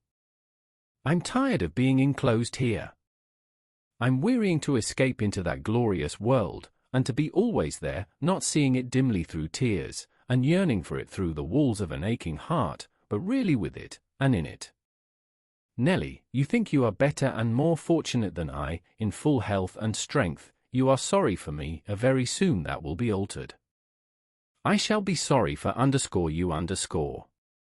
I shall be incomparably beyond and above you all. I underscore wonder underscore he won't be near me." She went on to herself. "I thought he wished it. Heathcliff, dear. You should not be sullen now. Do come to me, Heathcliff." In her eagerness she rose and supported herself on the arm of the chair. At that earnest appeal he turned to her, looking absolutely desperate. His eyes, wide and wet, at last flashed fiercely on her, his breast heaved convulsively. An instant they held asunder, and then how they met I hardly saw, but Catherine made a spring, and he caught her, and they were locked in an embrace from which I thought my mistress would never be released alive. In fact, to my eyes, she seemed directly insensible. He flung himself into the nearest seat, and on my approaching hurriedly to ascertain if she had fainted, he gnashed at me, and foamed like a mad dog, and gathered her to him with greedy jealousy. I did not feel as if I were in the company of a creature of my own species. It appeared that he would not understand, though I spoke to him, so I stood off, and held my tongue, in great perplexity. A movement of Catherine's relieved me a little presently. She put up her hand to clasp his neck, and bring her cheek to his as he held her, while he, in return, covering her with frantic caresses, said wildly, "You teach me now how cruel you've been, cruel and false. Underscore why underscore did you despise me? Underscore why underscore did you betray your own heart, Cathy? I have not one word of comfort. You deserve this. You have killed yourself. Yes, you may kiss me, and cry, and wring out my kisses and tears. They'll blight you, they'll damn you. You loved me, then what underscore right underscore had you to leave me? What right answer me, and for the poor fancy you felt for Linton. Because misery and degradation, and death, and nothing that God or Satan could inflict would have parted us, _you of your own will, did it? I have not broken your heart, _you have broken it, and in breaking it, you have broken mine. So much the worse for me that I am strong. Do I want to live? What kind of living will it be when you, oh, God, would _you like to live with your soul in the grave? Let me alone. Let me alone, sobbed Catherine. If I've done wrong, I'm dying for it. It is enough. You left me too, but I won't upbraid you. I forgive you. Forgive me. It is hard to forgive, and to look at those eyes, and feel those wasted hands, he answered. Kiss me again, and don't let me see your eyes. I forgive what you have done to me. I love my murderer, but yours . How can I? They were silent, their faces hid against each other, and washed by each other's tears. At least, I suppose the weeping was on both sides, as it seemed Heathcliff could weep on a great occasion like this. I grew very uncomfortable, meanwhile, for the afternoon wore fast away. The man whom I had sent off returned from his errand, and I could distinguish, by the shine of the western sun up the valley, a concourse thickening outside Gimmerton Chapel porch. Service is over, I announced. My master will be here in half an hour. Heathcliff groaned a curse, and strained Catherine closer. She never moved. Ere long I perceived a group of the servants passing up the road towards the kitchen wing. Mr. Linton was not far behind. He opened the gate himself and sauntered slowly up, probably enjoying the lovely afternoon that breathed as soft as summer. Now he is here, I exclaimed. For heaven's sake, hurry down.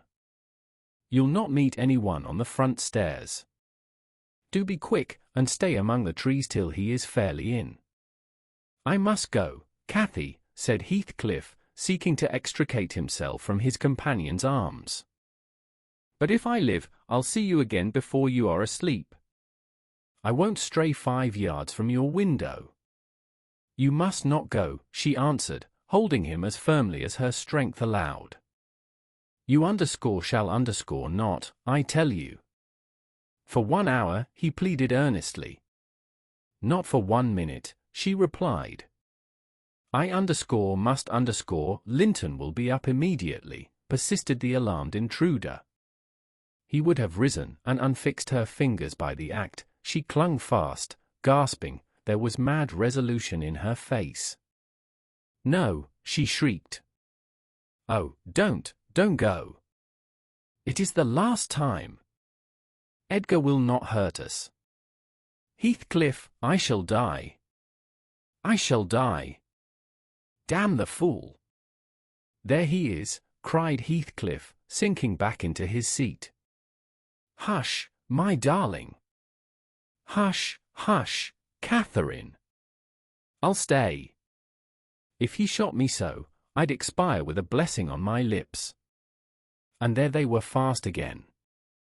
I heard my master mounting the stairs. The cold sweat ran from my forehead. I was horrified. Are you going to listen to her ravings? I said, passionately. She does not know what she says. Will you ruin her, because she has not wit to help herself? Get up. You could be free instantly. That is the most diabolical deed that ever you did. We are all done for, master, mistress, and servant. I wrung my hands, and cried out, and Mr. Linton hastened his step at the noise.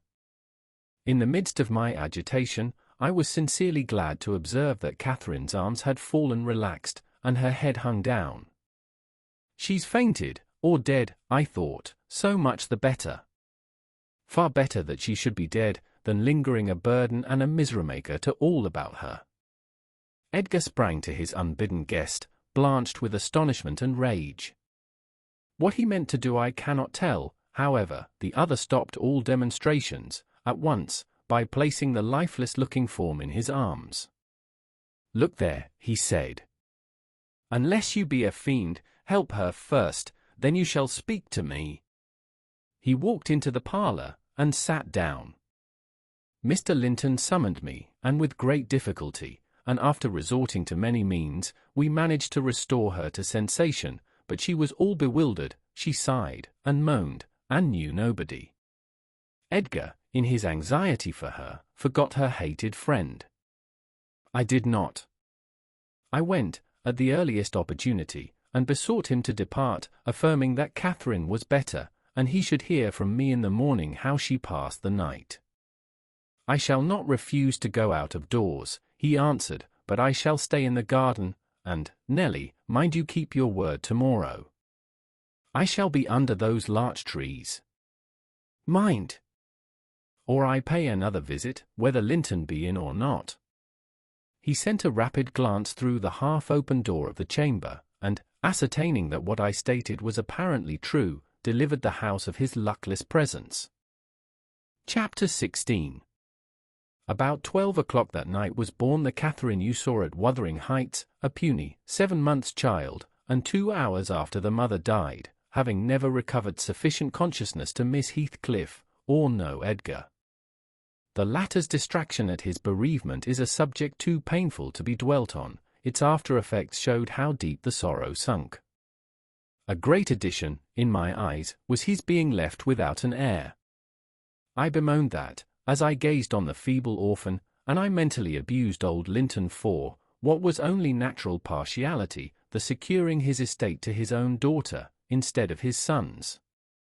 An unwelcomed infant it was, poor thing! It might have wailed out of life, and nobody cared a morsel, during those first hours of existence. We redeemed the neglect afterwards, but its beginning was as friendless as its end is likely to be. Next morning, bright and cheerful out of doors, stole softened in through the blinds of the silent room, and suffused the couch and its occupant with a mellow, tender glow. Edgar Linton had his head laid on the pillow, and his eyes shut. His young and fair features were almost as deathlike as those of the form beside him, and almost as fixed, but his underscore was the hush of exhausted anguish, and hers of perfect peace. Her brow smooth, her lids closed, her lips wearing the expression of a smile, no angel in heaven could be more beautiful than she appeared. And I partook of the infinite calm in which she lay. My mind was never in a holier frame than while I gazed on that untroubled image of divine rest. I instinctively echoed the words she had uttered a few hours before, incomparably beyond and above us all. Whether still on earth or now in heaven, her spirit is at home with God. I don't know if it be a peculiarity in me, but I am seldom otherwise than happy while watching in the chamber of death, should no frenzied or despairing mourner share the duty with me.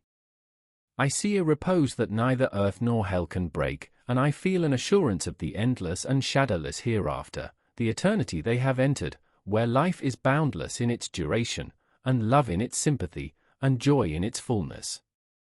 I noticed on that occasion how much selfishness there is even in a love like Mr. Linton's, when he so regretted Catherine's blessed release. To be sure, one might have doubted, after the wayward and impatient existence she had led, whether she merited a haven of peace at last.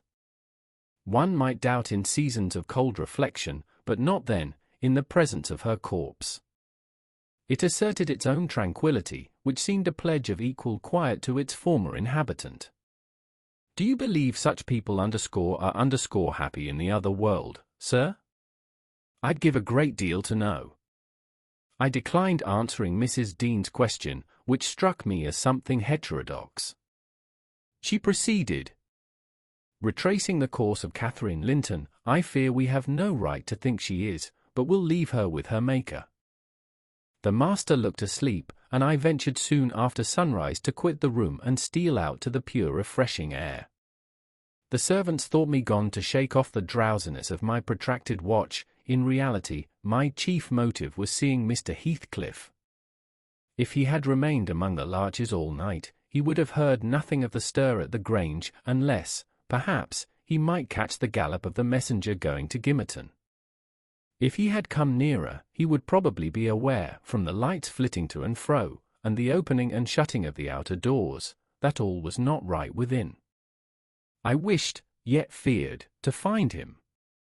I felt the terrible news must be told, and I longed to get it over, but how to do it I did not know.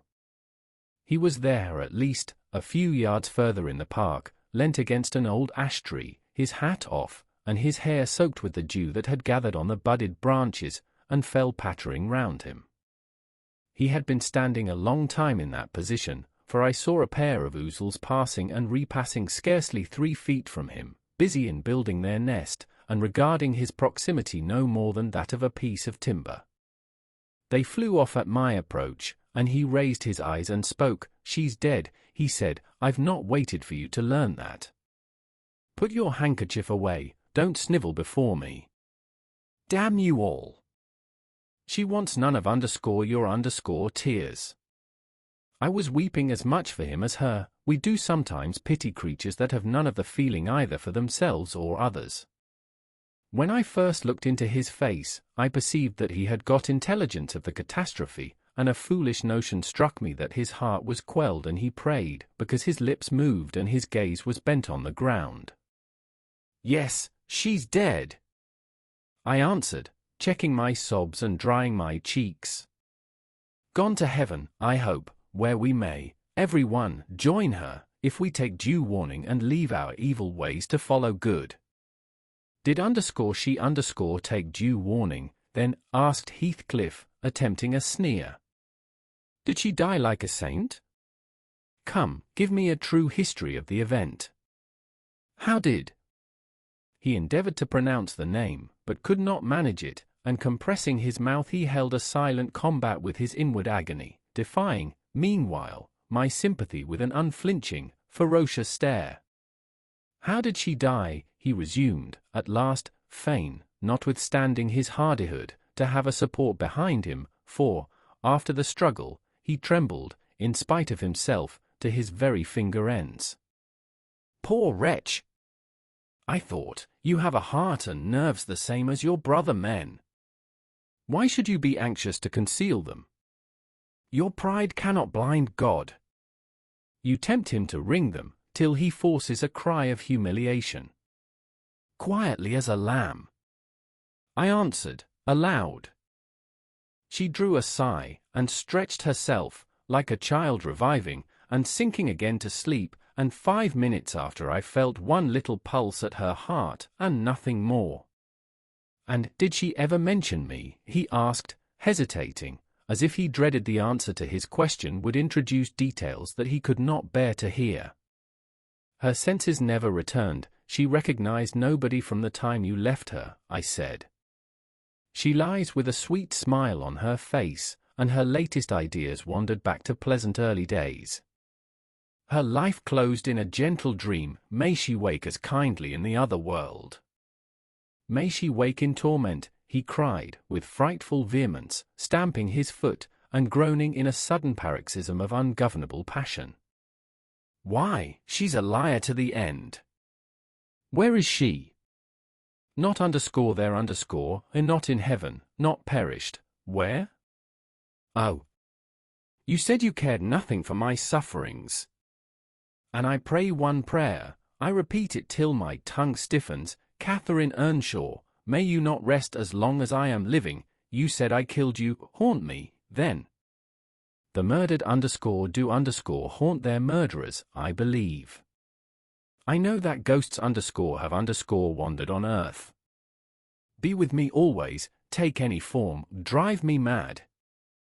Only do not leave me in this abyss, where I cannot find you. Oh, God! It is unutterable. I cannot live without my life. I cannot live without my soul." He dashed his head against the knotted trunk, and, lifting up his eyes, howled, not like a man, but like a savage beast being goaded to death with knives and spears. I observed several splashes of blood about the bark of the tree, and his hand and forehead were both stained. Probably the scene I witnessed was a repetition of others acted during the night. It hardly moved my compassion, it appalled me, still, I felt reluctant to quit him so. But the moment he recollected himself enough to notice me watching, he thundered a command for me to go, and I obeyed. He was beyond my skill to quiet or console. Mrs. Linton's funeral was appointed to take place on the Friday following her decease. Until then her coffin remained uncovered, and strewn with flowers and scented leaves, in the great drawing-room. Linton spent his days and nights there, a sleepless guardian, and, a circumstance concealed from all but me, Heathcliff spent his nights, at least, outside, equally a stranger to repose. I held no communication with him, still, I was conscious of his design to enter, if he could, and on the Tuesday, a little after dark, when my master, from sheer fatigue, had been compelled to retire a couple of hours, I went and opened one of the windows, moved by his perseverance to give him a chance of bestowing on the faded image of his idol one final adieu. He did not omit to avail himself of the opportunity, cautiously and briefly, too cautiously to betray his presence by the slightest noise. Indeed, I shouldn't have discovered that he had been there, except for the disarrangement of the drapery about the corpse's face, and for observing on the floor a curl of light hair, fastened with a silver thread, which, on examination, I ascertained to have been taken from a locket hung round Catherine's neck. Heathcliff had opened the trinket and cast out its contents, replacing them by a black lock of his own. I twisted the two, and enclosed them together. Mr. Earnshaw was, of course, invited to attend the remains of his sister to the grave. He sent no excuse, but he never came, so that, besides her husband, the mourners were wholly composed of tenants and servants. Isabella was not asked. The place of Catherine's interment, to the surprise of the villagers, was neither in the chapel under the carved monument of the Lintons, nor yet by the tombs of her own relations, outside. It was dug on a green slope in a corner of the kirkyard, where the wall is so low that heath and bilberry plants have climbed over it from the moor, and peat-mould almost buries it. Her husband lies in the same spot now, and they have each a simple headstone above, and a plain grey block at their feet, to mark the graves. Chapter 17. That Friday made the last of our fine days for a month. In the evening the weather broke, the wind shifted from south to northeast, and brought rain first, and then sleet and snow. On the morrow one could hardly imagine that there had been 3 weeks of summer. The primroses and crocuses were hidden under wintry drifts, the larks were silent, the young leaves of the early trees smitten and blackened. And dreary, and chill, and dismal, that morrow did creep over. My master kept his room, I took possession of the lonely parlour, converting it into a nursery, and there I was, sitting with the moaning doll of a child laid on my knee, rocking it to and fro, and watching, meanwhile, the still driving flakes build up the uncurtained window, when the door opened, and some person entered, out of breath and laughing. My anger was greater than my astonishment for a minute. I supposed it one of the maids, and I cried, "Have done! How dare you show your giddiness here? What would Mr. Linton say if he heard you?" "Excuse me," answered a familiar voice, "but I know Edgar is in bed, and I cannot stop myself." With that the speaker came forward to the fire, panting and holding her hand to her side. "I have run the whole way from Wuthering Heights," she continued, after a pause, "except where I've flown. I couldn't count the number of falls I've had. Oh, I'm aching all over. Don't be alarmed. There shall be an explanation as soon as I can give it, only just have the goodness to step out and order the carriage to take me on to Gimmerton, and tell a servant to seek up a few clothes in my wardrobe." The intruder was Mrs. Heathcliff. She certainly seemed in no laughing predicament. Her hair streamed on her shoulders, dripping with snow and water. She was dressed in the girlish dress she commonly wore, befitting her age more than her position, a low frock with short sleeves, and nothing on either head or neck. The frock was of light silk, and clung to her with wet, and her feet were protected merely by thin slippers. Add to this a deep cut under one ear, which only the cold prevented from bleeding profusely, a white face scratched and bruised, and a frame hardly able to support itself through fatigue, and you may fancy my first fright was not much allayed when I had had leisure to examine her. "My dear young lady," I exclaimed, "I'll stir nowhere, and hear nothing, till you have removed every article of your clothes, and put on dry things, and certainly you shall not go to Gimmerton tonight, so it is needless to order the carriage." "Certainly I shall," she said, "walking or riding, yet I've no objection to dress myself decently. And see how it flows down my neck now. The fire does make it smart." She insisted on my fulfilling her directions, before she would let me touch her, and not till after the coachman had been instructed to get ready, and a maid set to pack up some necessary attire, did I obtain her consent for binding the wound and helping to change her garments. "Now, Ellen," she said, when my task was finished and she was seated in an easy-chair on the hearth, with a cup of tea before her, "you sit down opposite me, and put poor Catherine's baby away. I don't like to see it. You mustn't think I care little for Catherine, because I behaved so foolishly on entering. I've cried, too, bitterly, yes, more than anyone else has reason to cry. We parted and reconciled, you remember, and I surely forgive myself. But, for all that, I was not going to sympathize with him, the brute beast. Oh, give me the poker. This is the last thing of his I have about me." She slipped the gold ring from her third finger, and threw it on the floor. "I'll smash it," she continued, striking it with childish spite, "and then I'll burn it," and she took and dropped the misused article among the coals. "There! He shall buy another, if he gets me back again. He'd be capable of coming to seek me, to tease Edgar. I dare not stay, lest that notion should possess his wicked head. And besides, Edgar has not been kind, has he? And I won't come suing for his assistance, nor will I bring him into more trouble. Necessity compelled me to seek shelter here, though, if I had not learned he was out of the way, I'd have halted at the kitchen, washed my face, warmed myself, got you to bring what I wanted, and departed again to anywhere out of the reach of my accursed, of that incarnate goblin. He was in such a fury. If he had caught me. It's a pity Earnshaw is not his match in strength. I wouldn't have run till I'd seen him all but demolished, had Hindley been able to do it. Well, don't talk so fast, miss. I interrupted, you'll disorder the handkerchief I have tied round your face, and make the cut bleed again. Drink your tea, and take breath, and give over laughing. Laughter is sadly out of place under this roof, and in your condition. An undeniable truth, she replied. Listen to that child. It maintains a constant wail. Send it out of my hearing for an hour. I shan't stay any longer.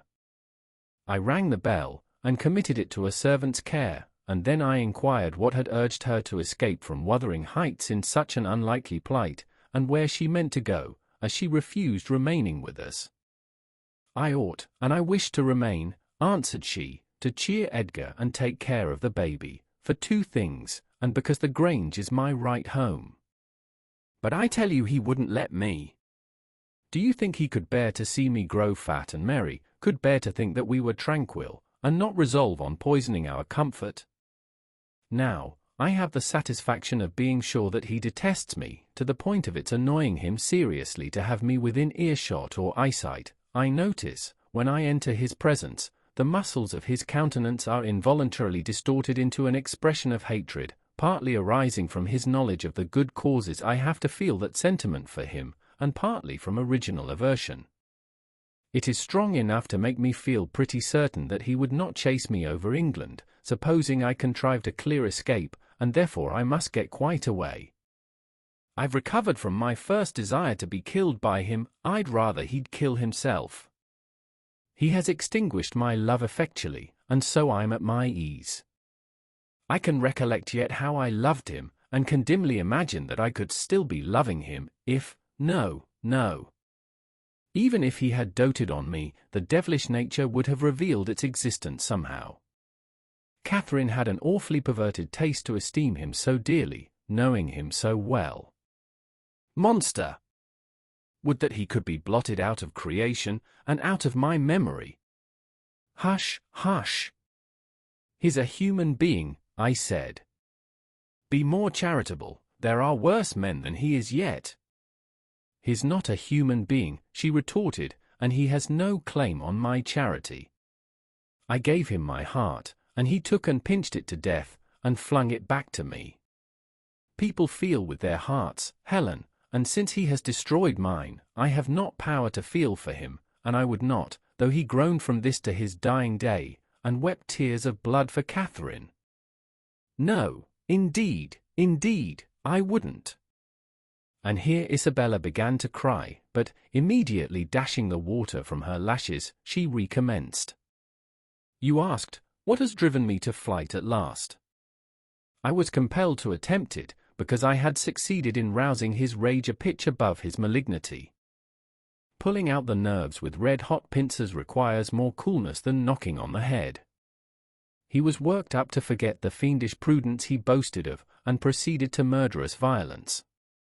I experienced pleasure in being able to exasperate him. The sense of pleasure woke my instinct of self-preservation, so I fairly broke free, and if ever I come into his hands again he is welcome to a signal revenge.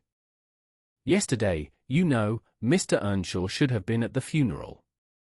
He kept himself sober for the purpose, tolerably sober, not going to bed mad at 6 o'clock and getting up drunk at 12.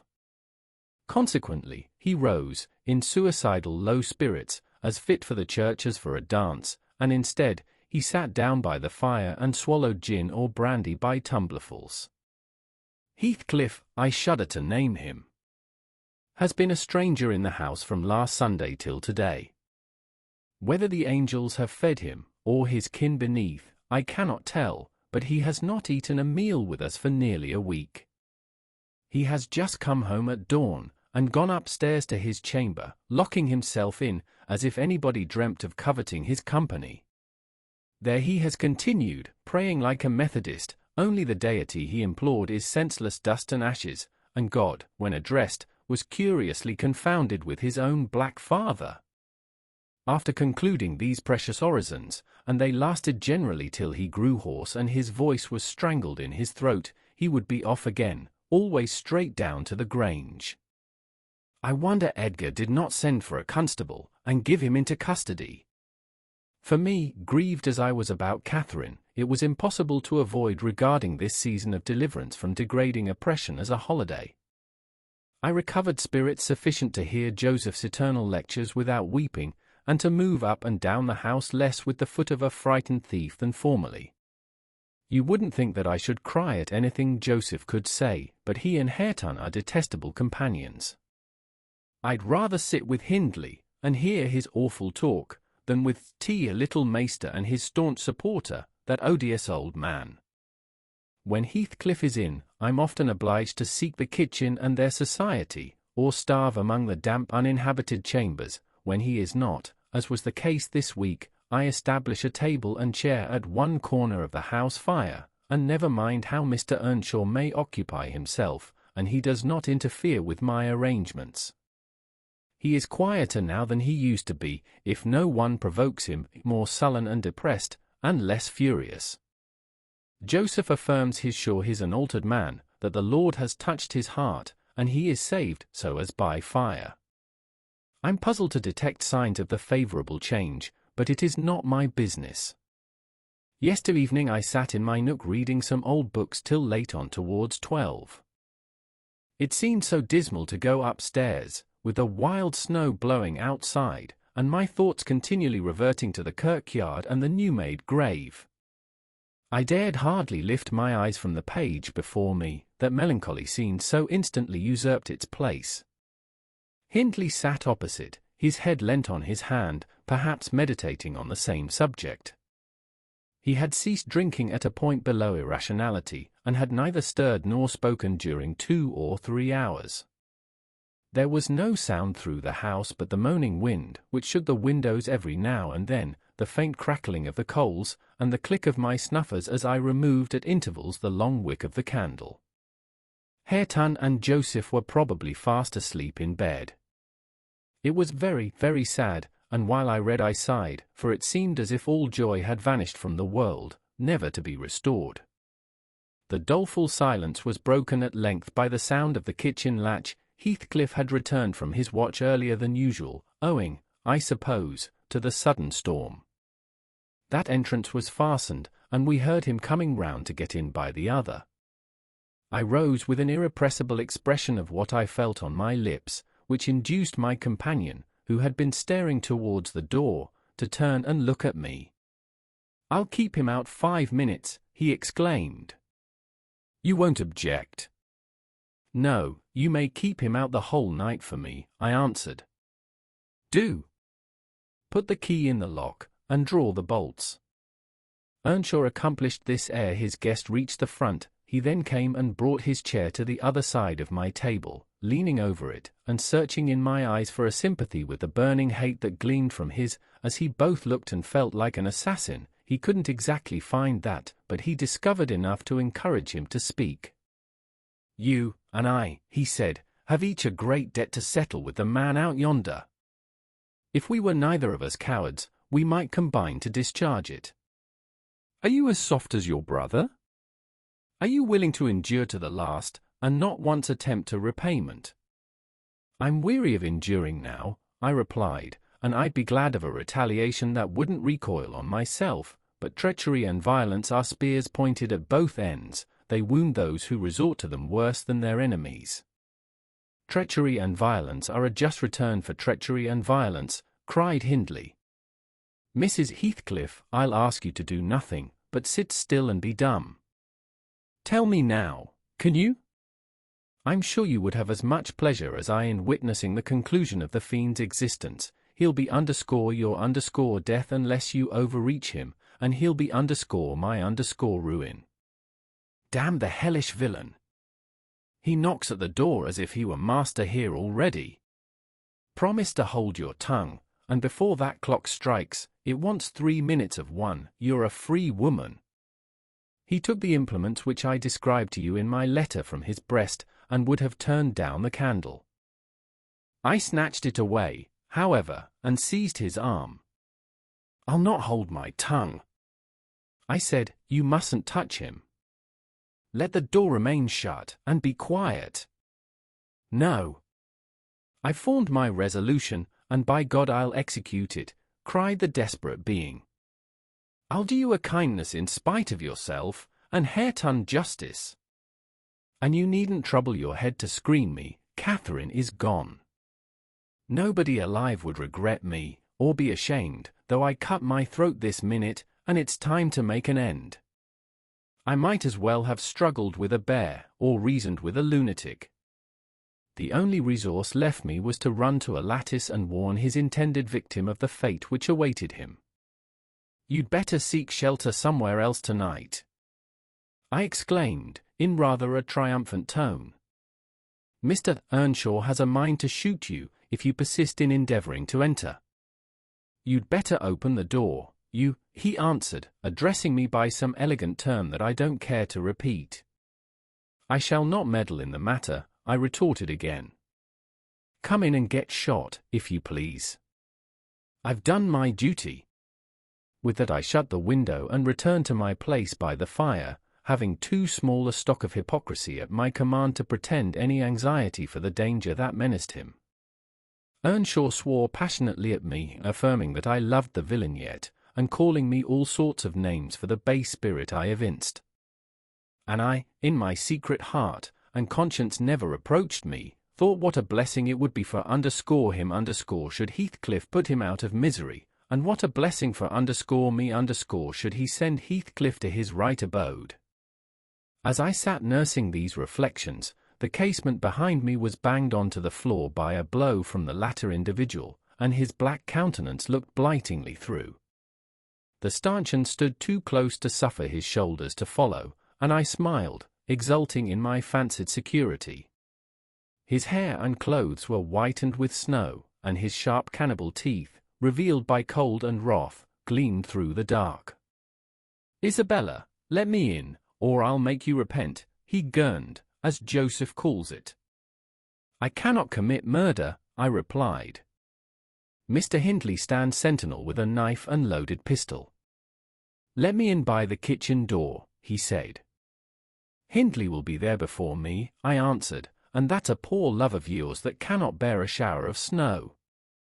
We were left at peace in our beds as long as the summer moon shone, but the moment a blast of winter returns, you must run for shelter.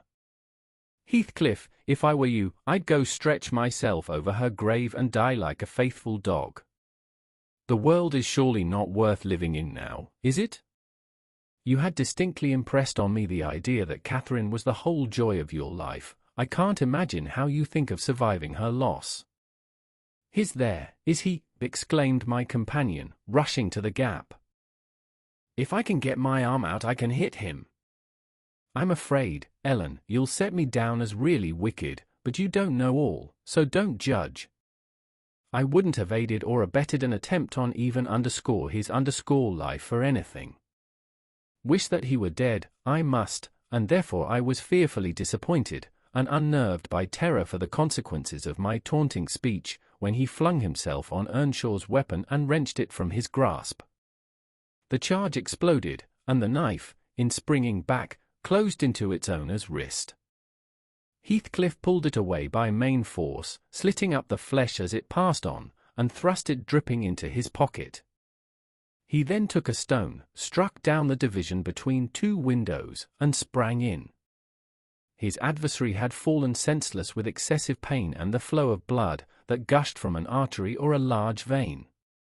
The ruffian kicked and trampled on him, and dashed his head repeatedly against the flags, holding me with one hand, meantime, to prevent me summoning Joseph.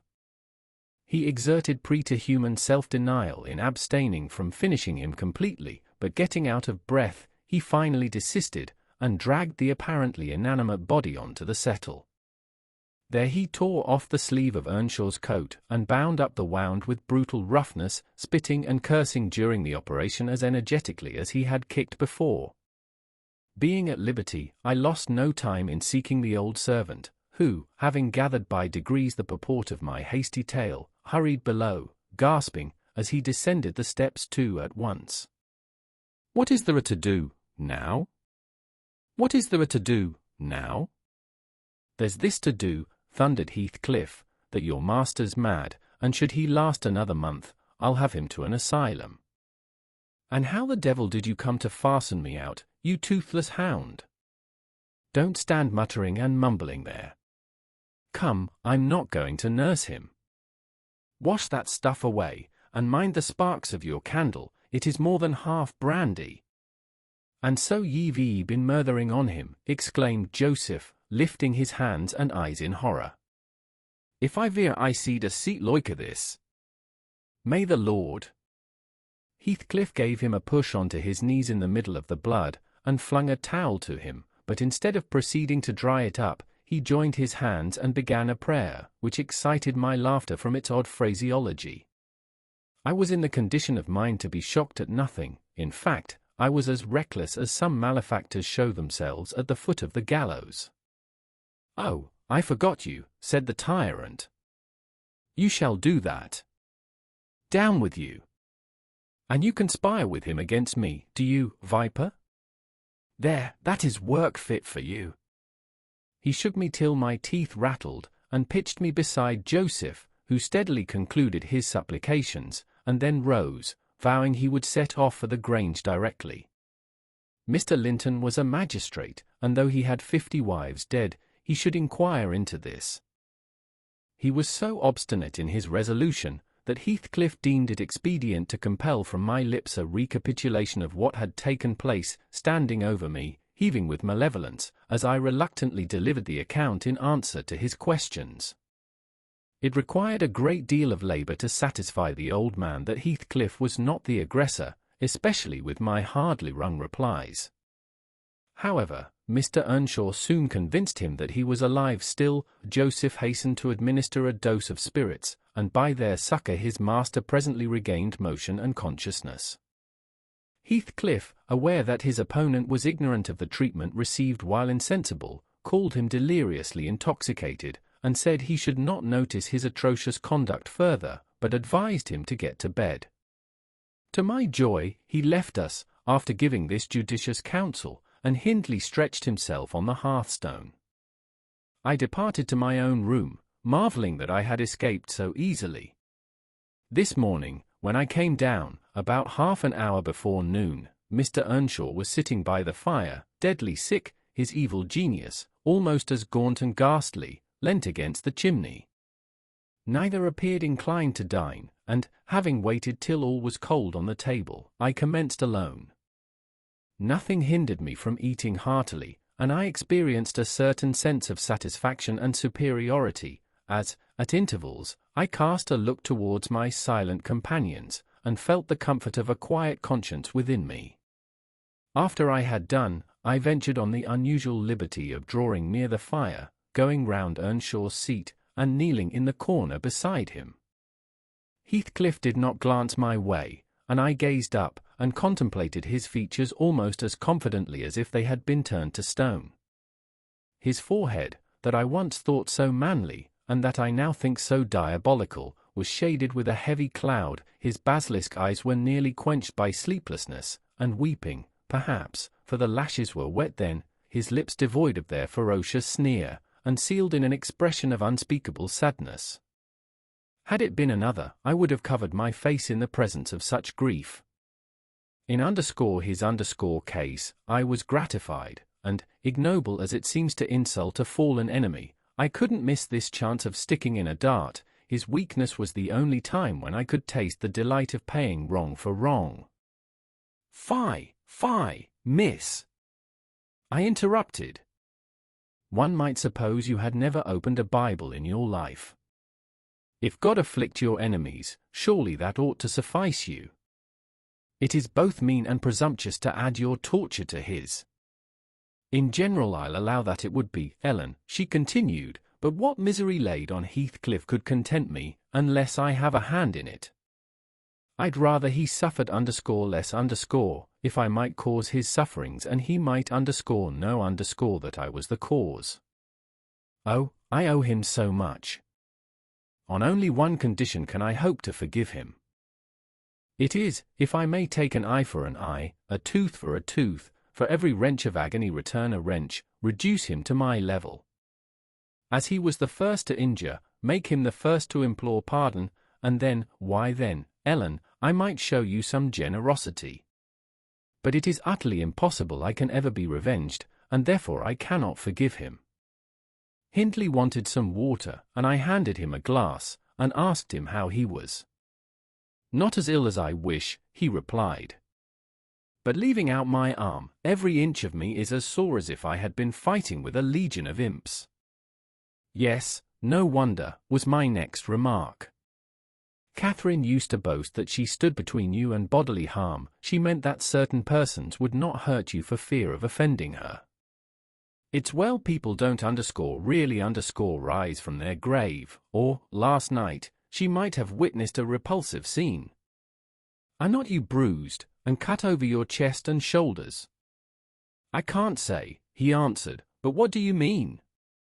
Did he dare to strike me when I was down? He trampled on and kicked you, and dashed you on the ground, I whispered. And his mouth watered to tear you with his teeth, because he's only half man, not so much, and the rest fiend.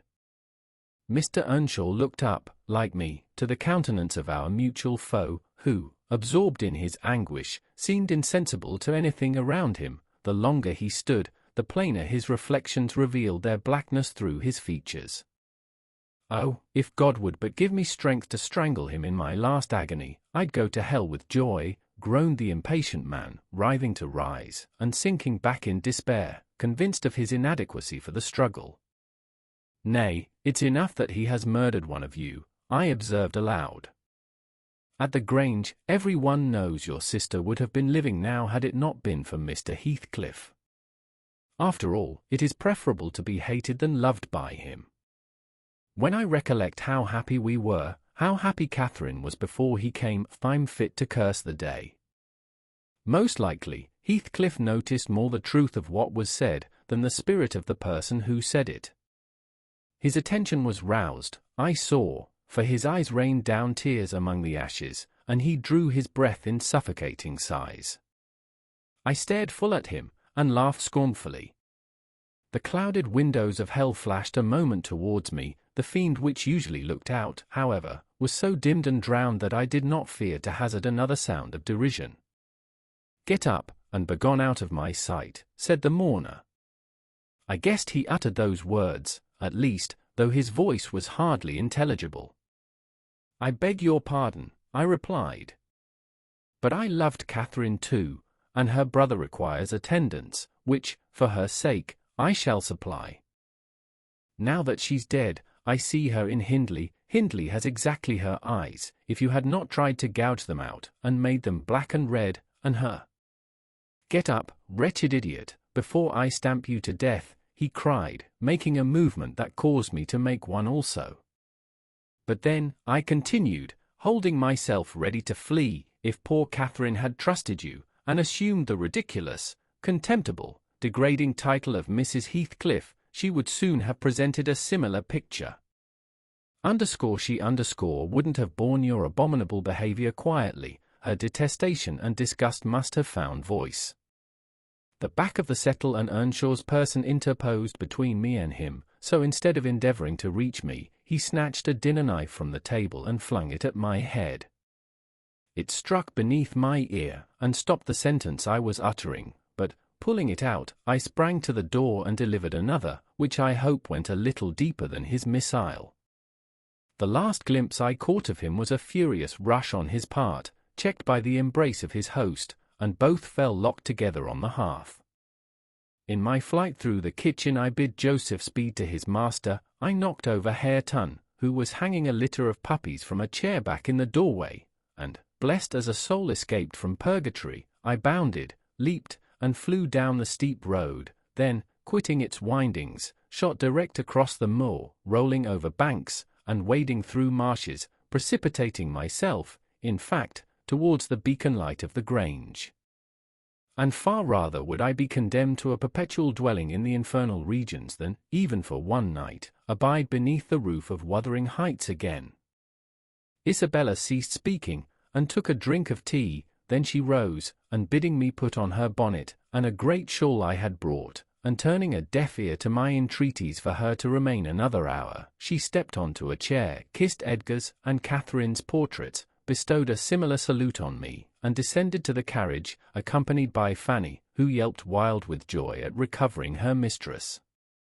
She was driven away, never to revisit this neighborhood, but a regular correspondence was established between her and my master when things were more settled.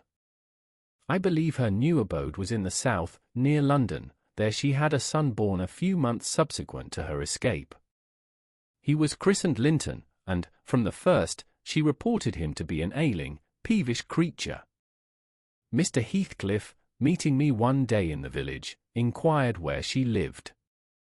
I refused to tell. He remarked that it was not of any moment, only she must beware of coming to her brother. She should not be with him, if he had to keep her himself. Though I would give no information, he discovered, through some of the other servants, both her place of residence and the existence of the child. Still, he didn't molest her, for which forbearance she might thank his aversion, I suppose. He often asked about the infant, when he saw me, and on hearing its name, smiled grimly, and observed, "They wish me to hate it too, do they?" "I don't think they wish you to know anything about it," I answered. "But I'll have it," he said, "when I want it." "They may reckon on that." Fortunately its mother died before the time arrived, some 13 years after the decease of Catherine, when Linton was 12, or a little more. On the day succeeding Isabella's unexpected visit I had no opportunity of speaking to my master. He shunned conversation, and was fit for discussing nothing. When I could get him to listen, I saw it pleased him that his sister had left her husband, whom he abhorred with an intensity which the mildness of his nature would scarcely seem to allow. So deep and sensitive was his aversion, that he refrained from going anywhere where he was likely to see or hear of Heathcliff. Grief, and that together, transformed him into a complete hermit.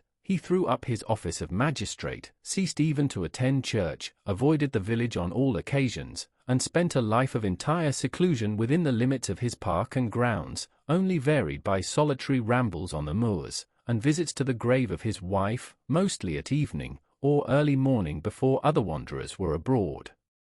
But he was too good to be thoroughly unhappy long. He didn't pray for Catherine's soul to haunt him. Time brought resignation, and a melancholy sweeter than common joy. He recalled her memory with ardent, tender love, and hopeful aspiring to the better world, where he doubted not she was gone. And he had earthly consolation and affections also. For a few days, I said, he seemed regardless of the puny successor to the departed. That coldness melted as fast as snow in April, and ere the tiny thing could stammer a word or totter a step it wielded a despot sceptre in his heart. It was named Catherine, but he never called it the name in full, as he had never called the first Catherine short, probably because Heathcliff had a habit of doing so. The little one was always Cathy. It formed to him a distinction from the mother, and yet a connection with her, and his attachment sprang from its relation to her, far more than from its being his own. I used to draw a comparison between him and Hindley Earnshaw, and perplex myself to explain satisfactorily why their conduct was so opposite in similar circumstances. They had both been fond husbands, and were both attached to their children, and I could not see how they shouldn't both have taken the same road, for good or evil. But, I thought in my mind, Hindley, with apparently the stronger head, has shown himself sadly the worse and the weaker man. When his ship struck, the captain abandoned his post, and the crew, instead of trying to save her, rushed into riot and confusion, leaving no hope for their luckless vessel. Linton, on the contrary, displayed the true courage of a loyal and faithful soul. He trusted God, and God comforted him. One hoped, and the other despaired. They chose their own lots, and were righteously doomed to endure them. But you'll not want to hear my moralizing, Mr. Lockwood. You'll judge, as well as I can, all these things, at least, you'll think you will, and that's the same. The end of Earnshaw was what might have been expected. It followed fast on his sisters. There were scarcely 6 months between them. We, at the Grange, never got a very succinct account of his state preceding it. All that I did learn was on occasion of going to aid in the preparations for the funeral. Mr. Kenneth came to announce the event to my master. "Well, Nelly," said he, riding into the yard one morning, too early not to alarm me with an instant presentiment of bad news, "it's yours and my turn to go into mourning at present. Who's given us the slip now, do you think?" "Who?" I asked in a flurry. "Why, guess," he returned, dismounting, and slinging his bridle on a hook by the door.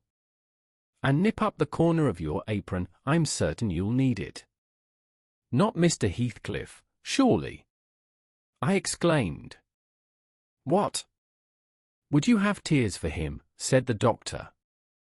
"No, Heathcliff's a tough young fellow. He looks blooming today. I've just seen him. He's rapidly regaining flesh since he lost his better half." "Who is it, then, Mr. Kenneth?" I repeated impatiently. "Hindley Earnshaw." "Your old friend Hindley," he replied, "and my wicked gossip, though he's been too wild for me this long while." "There! I said we should draw water. But cheer up. He died true to his character, drunk as a lord. Poor lad. I'm sorry, too. One can't help missing an old companion, though he had the worst tricks with him that ever man imagined, and has done me many a rascally turn. He's barely 27, it seems. That's your own age. Who would have thought you were born in 1 year? I confess this blow was greater to me than the shock of Mrs. Linton's death. Ancient associations lingered round my heart. I sat down in the porch and wept as for a blood relation, desiring Mr. Kenneth to get another servant to introduce him to the master. I could not hinder myself from pondering on the question, had he had fair play? Whatever I did, that idea would bother me. It was so tiresomely pertinacious that I resolved on requesting leave to go to Wuthering Heights, and assist in the last duties to the dead. Mr. Linton was extremely reluctant to consent, but I pleaded eloquently for the friendless condition in which he lay, and I said my old master and foster brother had a claim on my services as strong as his own. Besides, I reminded him that the child Hareton was his wife's nephew, and, in the absence of nearer kin, he ought to act as its guardian, and he ought to and must inquire how the property was left, and look over the concerns of his brother-in-law. He was unfit for attending to such matters then, but he bid me speak to his lawyer, and at length permitted me to go. His lawyer had been Earnshaw's also. I called at the village, and asked him to accompany me. He shook his head, and advised that Heathcliff should be let alone, affirming, if the truth were known, Hareton would be found little else than a beggar. His father died in debt, he said, the whole property is mortgaged, and the sole chance for the natural heir is to allow him an opportunity of creating some interest in the creditor's heart, that he may be inclined to deal leniently towards him. When I reached the Heights, I explained that I had come to see everything carried on decently, and Joseph, who appeared in sufficient distress, expressed satisfaction at my presence. Mr. Heathcliff said he did not perceive that I was wanted, but I might stay and order the arrangements for the funeral, if I chose. Correctly, he remarked, that fool's body should be buried at the crossroads, without ceremony of any kind. I happened to leave him 10 minutes yesterday afternoon, and in that interval he fastened the 2 doors of the house against me, and he has spent the night in drinking himself to death deliberately. We broke in this morning, for we heard him snorting like a horse, and there he was, laid over the settle, flaying and scalping would not have wakened him. I sent for Kenneth, and he came, but not till the beast had changed into carrion. He was both dead and cold, and stark, and so you'll allow it was useless making more stir about him. The old servant confirmed this statement, but muttered, I'd rather he'd gone hisseln for tea, doctor. I said half teen tent oast tea maister better nor him, and he warn't he deed when I left, naught oast tea sort. I insisted on the funeral being respectable.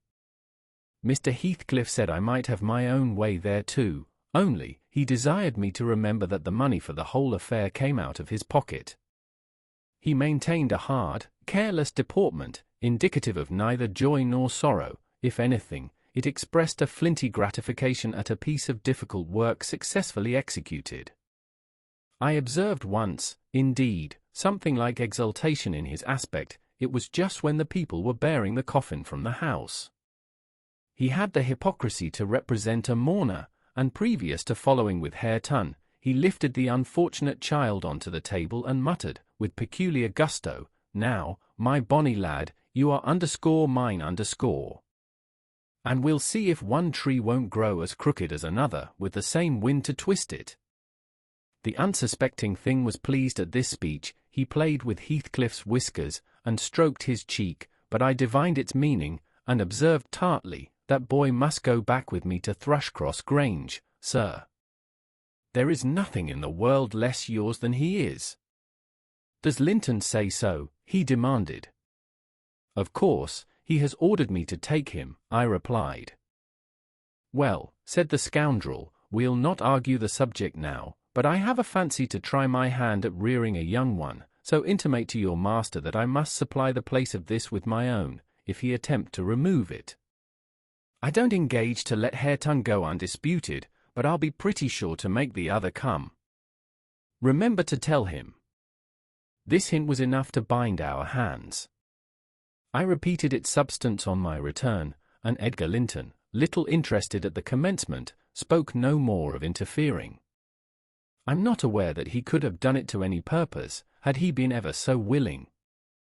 The guest was now the master of Wuthering Heights. He held firm possession, and proved to the attorney, who, in his turn, proved it to Mr. Linton, that Earnshaw had mortgaged every yard of land he owned for cash to supply his mania for gaming, and he, Heathcliff, was the mortgagee. In that manner Hareton, who should now be the first gentleman in the neighbourhood, was reduced to a state of complete dependence on his father's inveterate enemy, and lives in his own house as a servant, deprived of the advantage of wages, quite unable to right himself, because of his friendlessness and his ignorance that he has been wronged. Chapter 18. The 12 years, continued Mrs. Dean, following that dismal period were the happiest of my life. My greatest troubles in their passage rose from our little lady's trifling illnesses, which she had to experience in common with all children, rich and poor. For the rest, after the first 6 months, she grew like a larch, and could walk and talk too, in her own way, before the heath blossomed a second time over Mrs. Linton's dust. She was the most winning thing that ever brought sunshine into a desolate house, a real beauty in face, with the Earnshaw's handsome dark eyes, but the Linton's fair skin and small features, and yellow curling hair. Her spirit was high, though not rough, and qualified by a heart sensitive and lively to excess in its affections. That capacity for intense attachments reminded me of her mother. Still she did not resemble her, for she could be soft and mild as a dove, and she had a gentle voice and pensive expression. Her anger was never furious, her love never fierce, it was deep and tender. However, it must be acknowledged, she had faults to foil her gifts. A propensity to be saucy was one, and a perverse will, that indulged children invariably acquire, whether they be good-tempered or cross. If a servant chanced to vex her, it was always, "I shall tell Papa." And if he reproved her, even by a look, you would have thought it a heart-breaking business. I don't believe he ever did speak a harsh word to her. He took her education entirely on himself, and made it an amusement. Fortunately, curiosity and a quick intellect made her an apt scholar. She learned rapidly and eagerly, and did honor to his teaching. Till she reached the age of 13 she had not once been beyond the range of the park by herself. Mr. Linton would take her with him a mile or so outside, on rare occasions, but he trusted her to no one else. Gimmerton was an unsubstantial name in her ears, the chapel, the only building she had approached or entered, except her own home. Wuthering Heights and Mr. Heathcliff did not exist for her. She was a perfect recluse, and, apparently, perfectly contented. Sometimes, indeed, while surveying the country from her nursery window, she would observe, "Ellen, how long will it be before I can walk to the top of those hills? I wonder what lies on the other side. Is it the sea?" "No, Miss Cathy," I would answer, "it is hills again, just like these."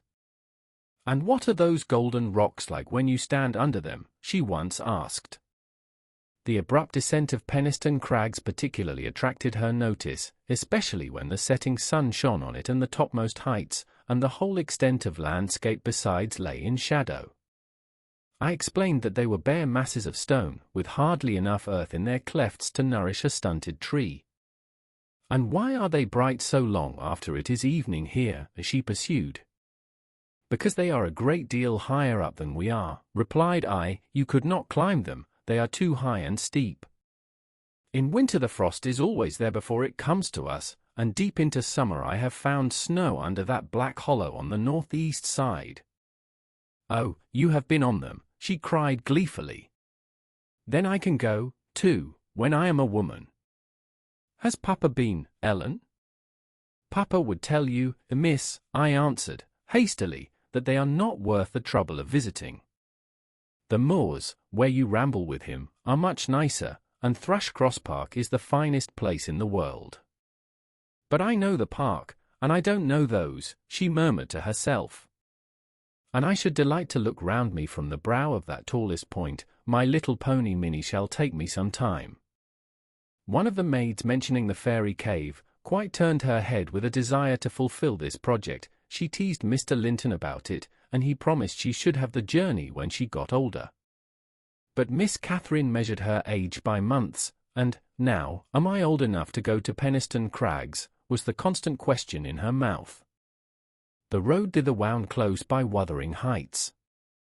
Edgar had not the heart to pass it, so she received as constantly the answer, "Not yet, love, not yet."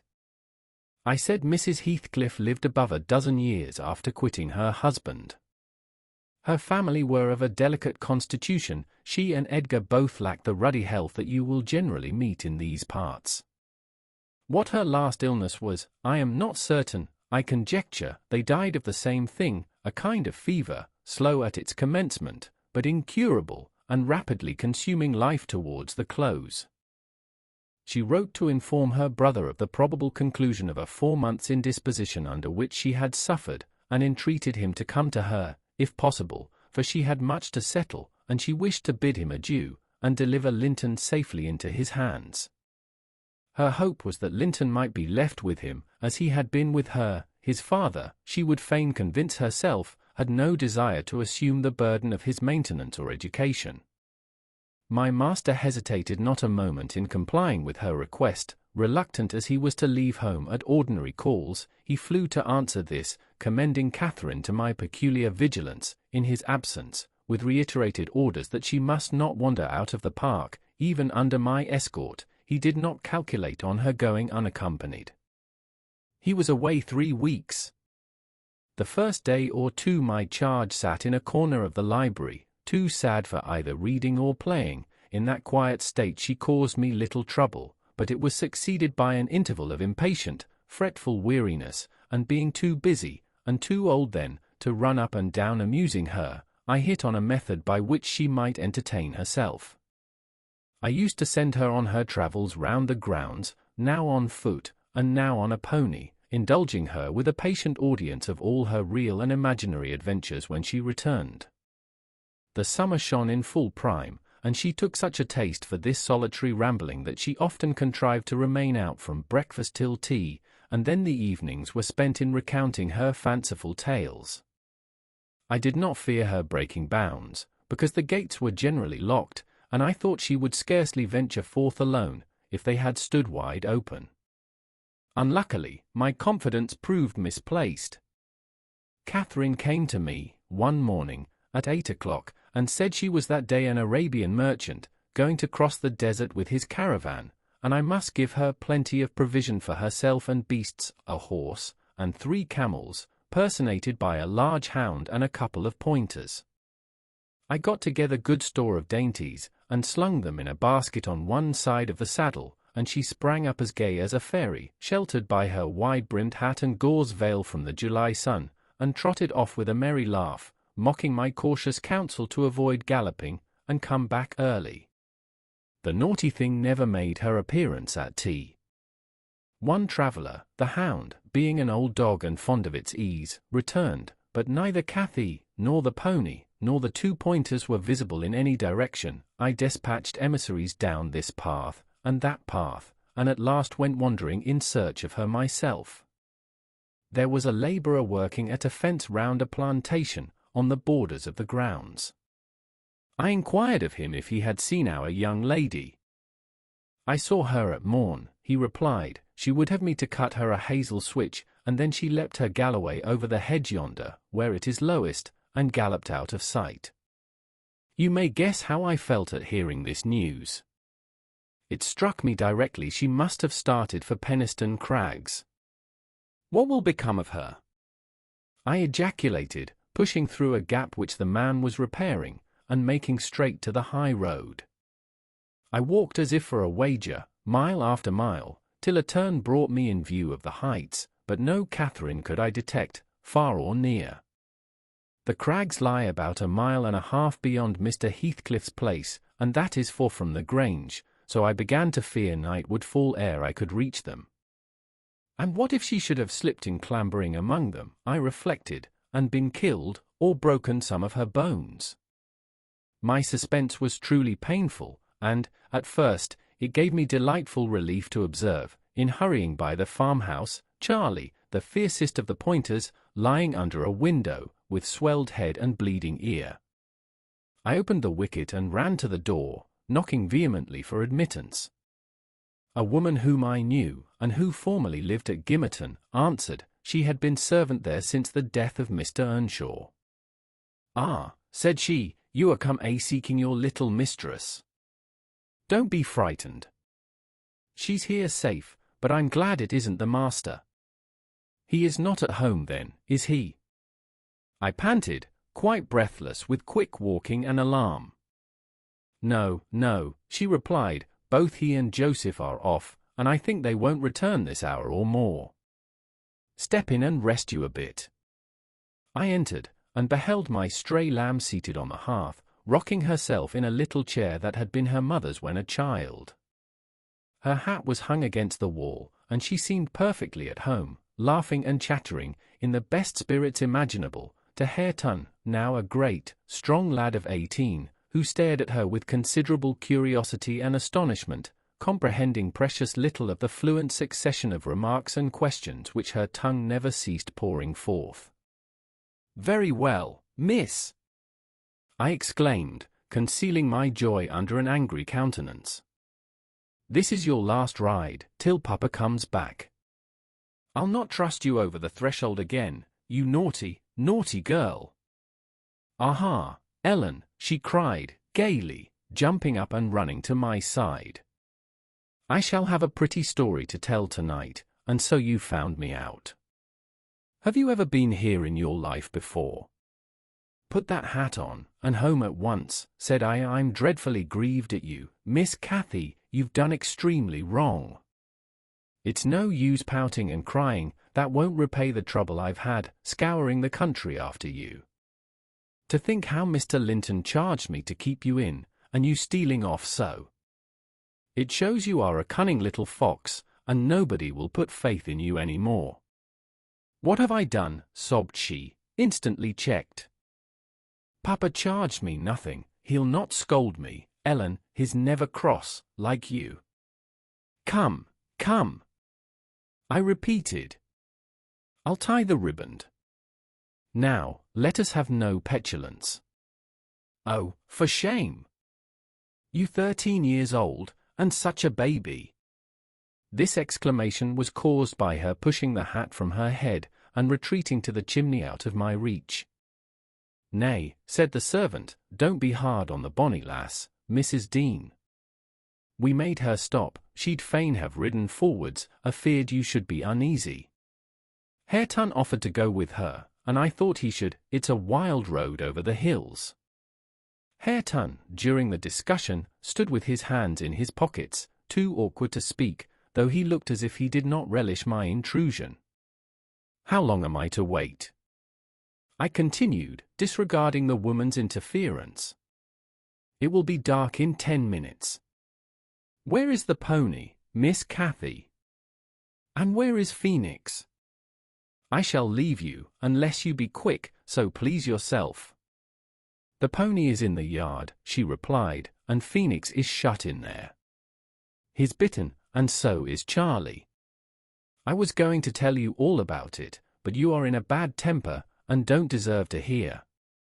I picked up her hat, and approached to reinstate it, but perceiving that the people of the house took her part, she commenced capering round the room, and on my giving chase, ran like a mouse over and under and behind the furniture, rendering it ridiculous for me to pursue. Hareton and the woman laughed, and she joined them, and waxed more impertinent still, till I cried, in great irritation, "Well, Miss Cathy, if you were aware whose house this is you'd be glad enough to get out." "It's your father's, isn't it?" said she, turning to Hareton. "Nay," he replied, looking down, and blushing bashfully. He could not stand a steady gaze from her eyes, though they were just his own. "Whose then, your master's?" she asked. He coloured deeper, with a different feeling, muttered an oath, and turned away. "Who is his master?" continued the tiresome girl, appealing to me. "He talked about our house, and our folk. I thought he had been the owner's son. And he never said, miss, he should have done, shouldn't he, if he's a servant?" Hareton grew black as a thundercloud at this childish speech. I silently shook my questioner, and at last succeeded in equipping her for departure. "Now, get my horse," she said, addressing her unknown kinsman as she would one of the stable boys at the Grange. "And you may come with me. I want to see where the goblin hunter rises in the marsh, and to hear about the fairish as you call them, but make haste." "What's the matter?" "Get my horse, I say." "I'll see thee down before I be thy servant," growled the lad. You'll see me underscore what underscore asked Catherine in surprise. Damned, thou saucy witch, he replied. There, Miss Cathy. You see you have got into pretty company, I interposed. Nice words to be used to a young lady. Pray don't begin to dispute with him. Come, let us seek for Minnie ourselves, and begone.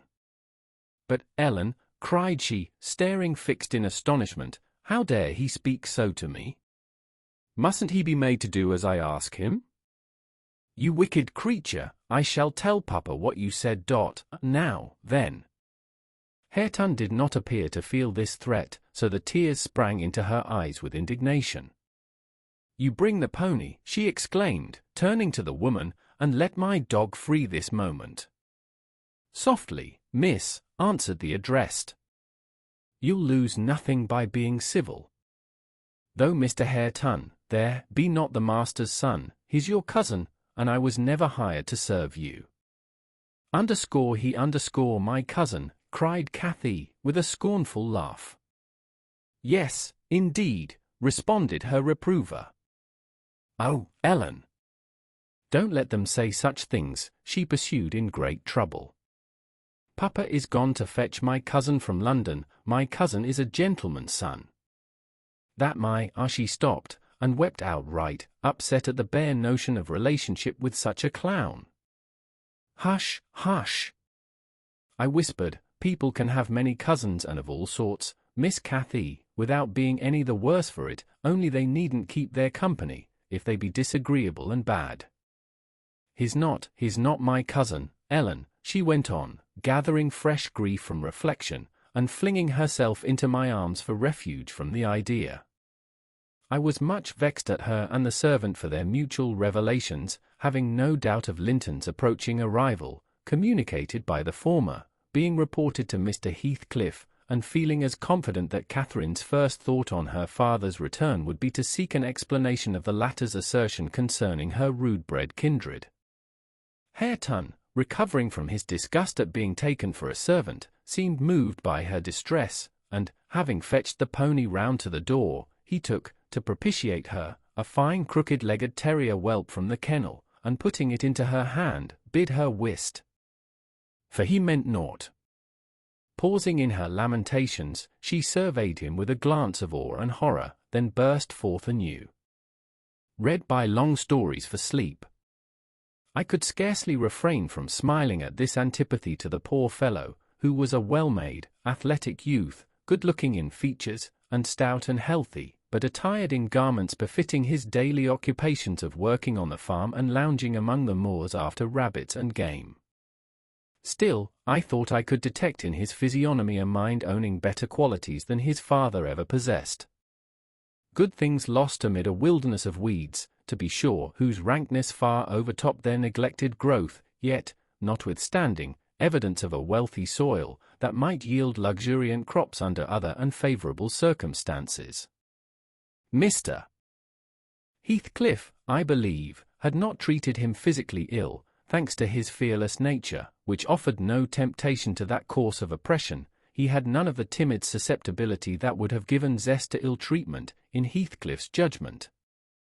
He appeared to have bent his malevolence on making him a brute. He was never taught to read or write, never rebuked for any bad habit which did not annoy his keeper, never led a single step towards virtue, or guarded by a single precept against vice. And from what I heard, Joseph contributed much to his deterioration, by a narrow-minded partiality which prompted him to flatter and pet him, as a boy, because he was the head of the old family. And as he had been in the habit of accusing Catherine Earnshaw and Heathcliff, when children, of putting the master past his patience, and compelling him to seek solace in drink by what he termed their awful ways, so at present he laid the whole burden of Hareton's faults on the shoulders of the usurper of his property. If the lad swore, he wouldn't correct him, nor however culpably he behaved. It gave Joseph satisfaction, apparently, to watch him go the worst lengths. He allowed that the lad was ruined, that his soul was abandoned to perdition, but then he reflected that Heathcliff must answer for it. Hareton's blood would be required at his hands, and there lay immense consolation in that thought. Joseph had instilled into him a pride of name, and of his lineage. He would, had he dared, have fostered hate between him and the present owner of the Heights, but his dread of that owner amounted to superstition, and he confined his feelings regarding him to muttered innuendos and private comminations. I don't pretend to be intimately acquainted with the mode of living customary in those days at Wuthering Heights. I only speak from hearsay, for I saw little. The villagers affirmed Mr. Heathcliff was near and a cruel hard landlord to his tenants, but the house, inside, had regained its ancient aspect of comfort under female management, and the scenes of riot common in Hindley's time were not now enacted within its walls. The master was too gloomy to seek companionship with any people, good or bad, and he is yet. This, however, is not making progress with my story. Miss Cathy rejected the peace offering of the terrier, and demanded her own dogs, Charlie and Phoenix. They came limping and hanging their heads, and we set out for home, sadly out of sorts, every one of us. I could not wring from my little lady how she had spent the day, except that, as I supposed, the goal of her pilgrimage was Penistone Crags, and she arrived without adventure to the gate of the farmhouse, when Hareton happened to issue forth, attended by some canine followers, who attacked her train. They had a smart battle, before their owners could separate them, that formed an introduction. Catherine told Hareton who she was, and where she was going, and asked him to show her the way, finally, beguiling him to accompany her. He opened the mysteries of the fairy cave, and 20 other queer places. But, being in disgrace, I was not favoured with a description of the interesting objects she saw. I could gather, however, that her guide had been a favourite till she hurt his feelings by addressing him as a servant, and Heathcliff's housekeeper hurt hers by calling him her cousin. Then the language he had held to her rankled in her heart, she who was always love, and a darling, and queen, and angel, with everybody at the Grange, to be insulted so shockingly by a stranger. She did not comprehend it, and hard work I had to obtain a promise that she would not lay the grievance before her father. I explained how he objected to the whole household at the Heights, and how sorry he would be to find she had been there, but I insisted most on the fact that if she revealed my negligence of his orders, he would perhaps be so angry that I should have to leave, and Cathy couldn't bear that prospect. She pledged her word, and kept it for my sake.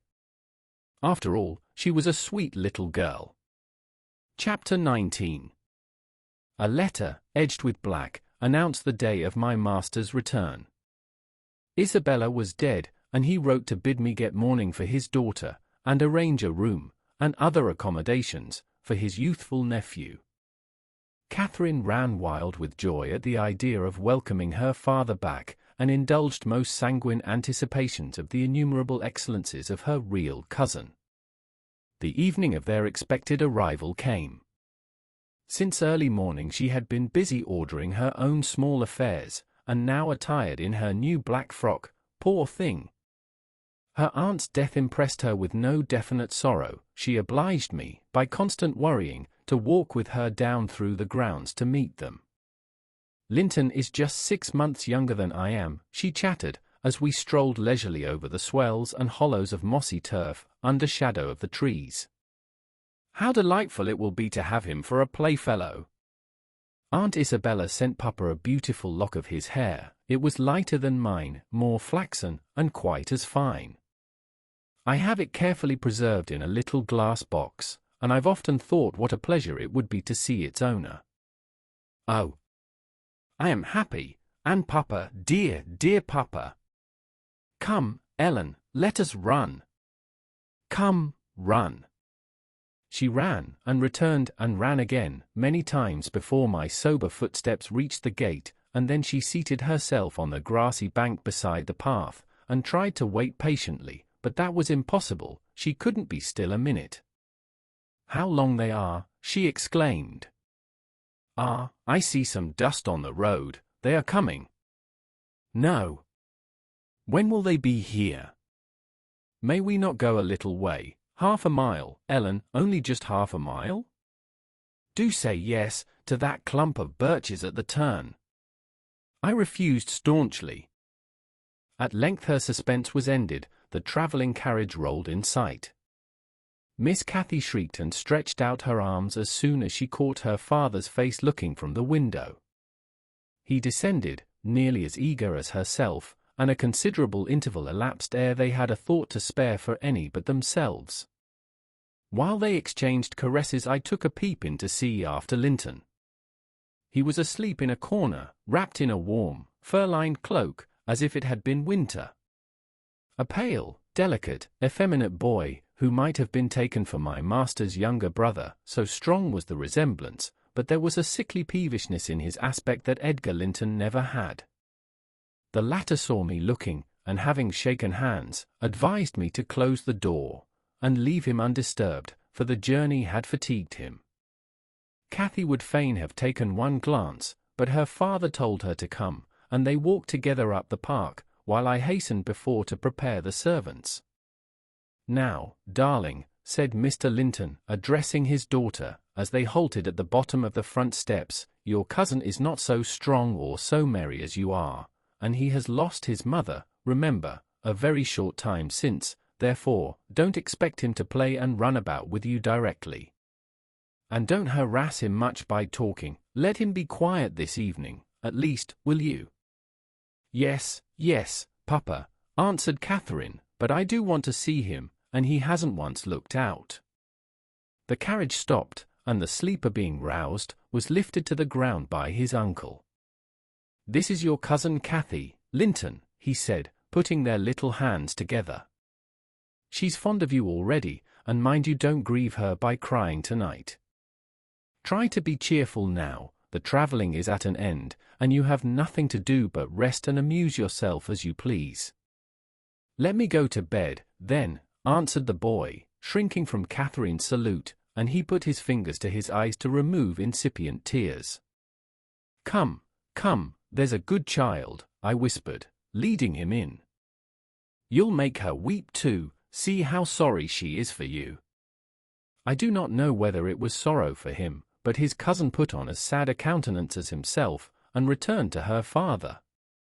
All three entered, and mounted to the library, where tea was laid ready. I proceeded to remove Linton's cap and mantle, and placed him on a chair by the table, but he was no sooner seated than he began to cry afresh. My master inquired what was the matter. "I can't sit on a chair," sobbed the boy. "Go to the sofa, then, and Ellen shall bring you some tea," answered his uncle patiently. He had been greatly tried, during the journey, I felt convinced, by his fretful ailing charge. Linton slowly trailed himself off, and lay down. Cathy carried a footstool and her cup to his side. At first she sat silent, but that could not last. She had resolved to make a pet of her little cousin, as she would have him to be, and she commenced stroking his curls, and kissing his cheek, and offering him tea in her saucer, like a baby. This pleased him, for he was not much better. He dried his eyes, and lightened into a faint smile. "Oh, he'll do very well," said the master to me, after watching them a minute. "Very well, if we can keep him, Ellen. The company of a child of his own age will instill new spirit into him soon, and by wishing for strength he'll gain it." If we can keep him. I mused to myself, and sore misgivings came over me that there was slight hope of that. And then, I thought, however will that weakling live at Wuthering Heights? Between his father and Hareton, what playmates and instructors there'll be. Our doubts were presently decided, even earlier than I expected. I had just taken the children upstairs, after tea was finished, and seen Linton asleep. He would not suffer me to leave him till that was the case. I had come down, and was standing by the table in the hall, lighting a bedroom candle for Mr. Edgar, when a maid stepped out of the kitchen and informed me that Mr. Heathcliff's servant Joseph was at the door, and wished to speak with the master. "I shall ask him what he wants first," I said, in considerable trepidation. A very unlikely hour to be troubling people, and the instant they have returned from a long journey. "I don't think the master can see him." Joseph had advanced through the kitchen as I uttered these words, and now presented himself in the hall. He was donned in his Sunday garments, with his most sanctimonious and sourest face, and, holding his hat in one hand, and his stick in the other, he proceeded to clean his shoes on the mat. "Good evening, Joseph," I said, coldly. "What business brings you here tonight?" "It's Maester Linton I mun spake to," he answered, waving me disdainfully aside. "Mr. Linton is going to bed, unless you have something particular to say. I'm sure he won't hear it now," I continued. "You had better sit down in there, and entrust your message to me." "Which is his ram?" pursued the fellow, surveying the range of closed doors. I perceived he was bent on refusing my mediation, so very reluctantly I went up to the library, and announced the unseasonable visitor, advising that he should be dismissed till next day. "Mr. Linton had no time to empower me to do so, for Joseph mounted close at my heels, and, pushing into the apartment, planted himself at the far side of the table, with his 2 fists clapped on the head of his stick, and began in an elevated tone, as if anticipating opposition. "Hathercliff has sent me for his lad, and I mun go a backs bout him." Edgar Linton was silent a minute, an expression of exceeding sorrow overcast his features. He would have pitied the child on his own account, but, recalling Isabella's hopes and fears, and anxious wishes for her son, and her commendations of him to his care, he grieved bitterly at the prospect of yielding him up, and searched in his heart how it might be avoided. No plan offered itself. The very exhibition of any desire to keep him would have rendered the claimant more peremptory. There was nothing left but to resign him. However, he was not going to rouse him from his sleep. "Tell Mr. Heathcliff," he answered calmly, "that his son shall come to Wuthering Heights tomorrow. He is in bed, and too tired to go the distance now. You may also tell him that the mother of Linton desired him to remain under my guardianship, and, at present, his health is very precarious." "Noah," said Joseph, giving a thud with his prop on the floor, and assuming an authoritative air. "Noah. That means naught. Hathercliff max Noah account o' tea mother, nor ye norther, but he'll have his lad, und I mun tak him, so a now ye nor." "You shall not tonight," answered Linton decisively. "Walk downstairs at once, and repeat to your master what I have said. Ellen, show him down. Go." And, aiding the indignant elder with a lift by the arm, he rid the room of him and closed the door. "Varawheel," shouted Joseph, as he slowly drew off. "To morn, he's come hisseln, and thrust him out, if ye dar." Chapter 20. To obviate the danger of this threat being fulfilled, Mr. Linton commissioned me to take the boy home early, on Catherine's pony, and, said he, as we shall now have no influence over his destiny, good or bad, you must say nothing of where he is gone to my daughter. She cannot associate with him hereafter, and it is better for her to remain in ignorance of his proximity, lest she should be restless and anxious to visit the Heights. Merely tell her his father sent for him suddenly, and he has been obliged to leave us. Linton was very reluctant to be roused from his bed at 5 o'clock, and astonished to be informed that he must prepare for further travelling, but I softened off the matter by stating that he was going to spend some time with his father, Mr. Heathcliff, who wished to see him so much. He did not like to defer the pleasure till he should recover from his late journey. "My father," he cried, in strange perplexity. "Mamma never told me I had a father. Where does he live?" "I'd rather stay with uncle." "He lives a little distance from the Grange," I replied, "just beyond those hills, not so far, but you may walk over here when you get hearty. And you should be glad to go home, and to see him. You must try to love him, as you did your mother, and then he will love you." "But why have I not heard of him before?" asked Linton. "Why didn't Mamma and he live together, as other people do?" "He had business to keep him in the north," I answered, "and your mother's health required her to reside in the south." "And why didn't Mamma speak to me about him?" persevered the child. "She often talked of uncle, and I learnt to love him long ago." "How am I to love Papa? I don't know him." Oh, all children love their parents, I said. Your mother, perhaps, thought you would want to be with him if she mentioned him often to you. Let us make haste. An early ride on such a beautiful morning is much preferable to an hour's more sleep. Is she to go with us? He demanded, the little girl I saw yesterday. Not now, replied I. Is uncle? He continued. No, I shall be your companion there, I said. Linton sank back on his pillow and fell into a brown study. I won't go without uncle, he cried at length. I can't tell where you mean to take me. I attempted to persuade him of the naughtiness of showing reluctance to meet his father, still he obstinately resisted any progress towards dressing, and I had to call for my master's assistance in coaxing him out of bed. The poor thing was finally got off, with several delusive assurances that his absence should be short, that Mr. Edgar and Cathy would visit him, and other promises, equally ill-founded, which I invented and reiterated at intervals throughout the way. The pure heather-scented air, the bright sunshine, and the gentle canter of Minnie relieved his despondency after a while. He began to put questions concerning his new home, and its inhabitants, with greater interest and liveliness. Is Wuthering Heights as pleasant a place as Thrushcross Grange? He inquired, turning to take a last glance into the valley, whence a light mist mounted and formed a fleecy cloud on the skirts of the blue. It is not so buried in trees, I replied, and it is not quite so large, but you can see the country beautifully all round, and the air is healthier for you, fresher and drier. You will, perhaps, think the building old and dark at first, though it is a respectable house, the next best in the neighbourhood. And you will have such nice rambles on the moors.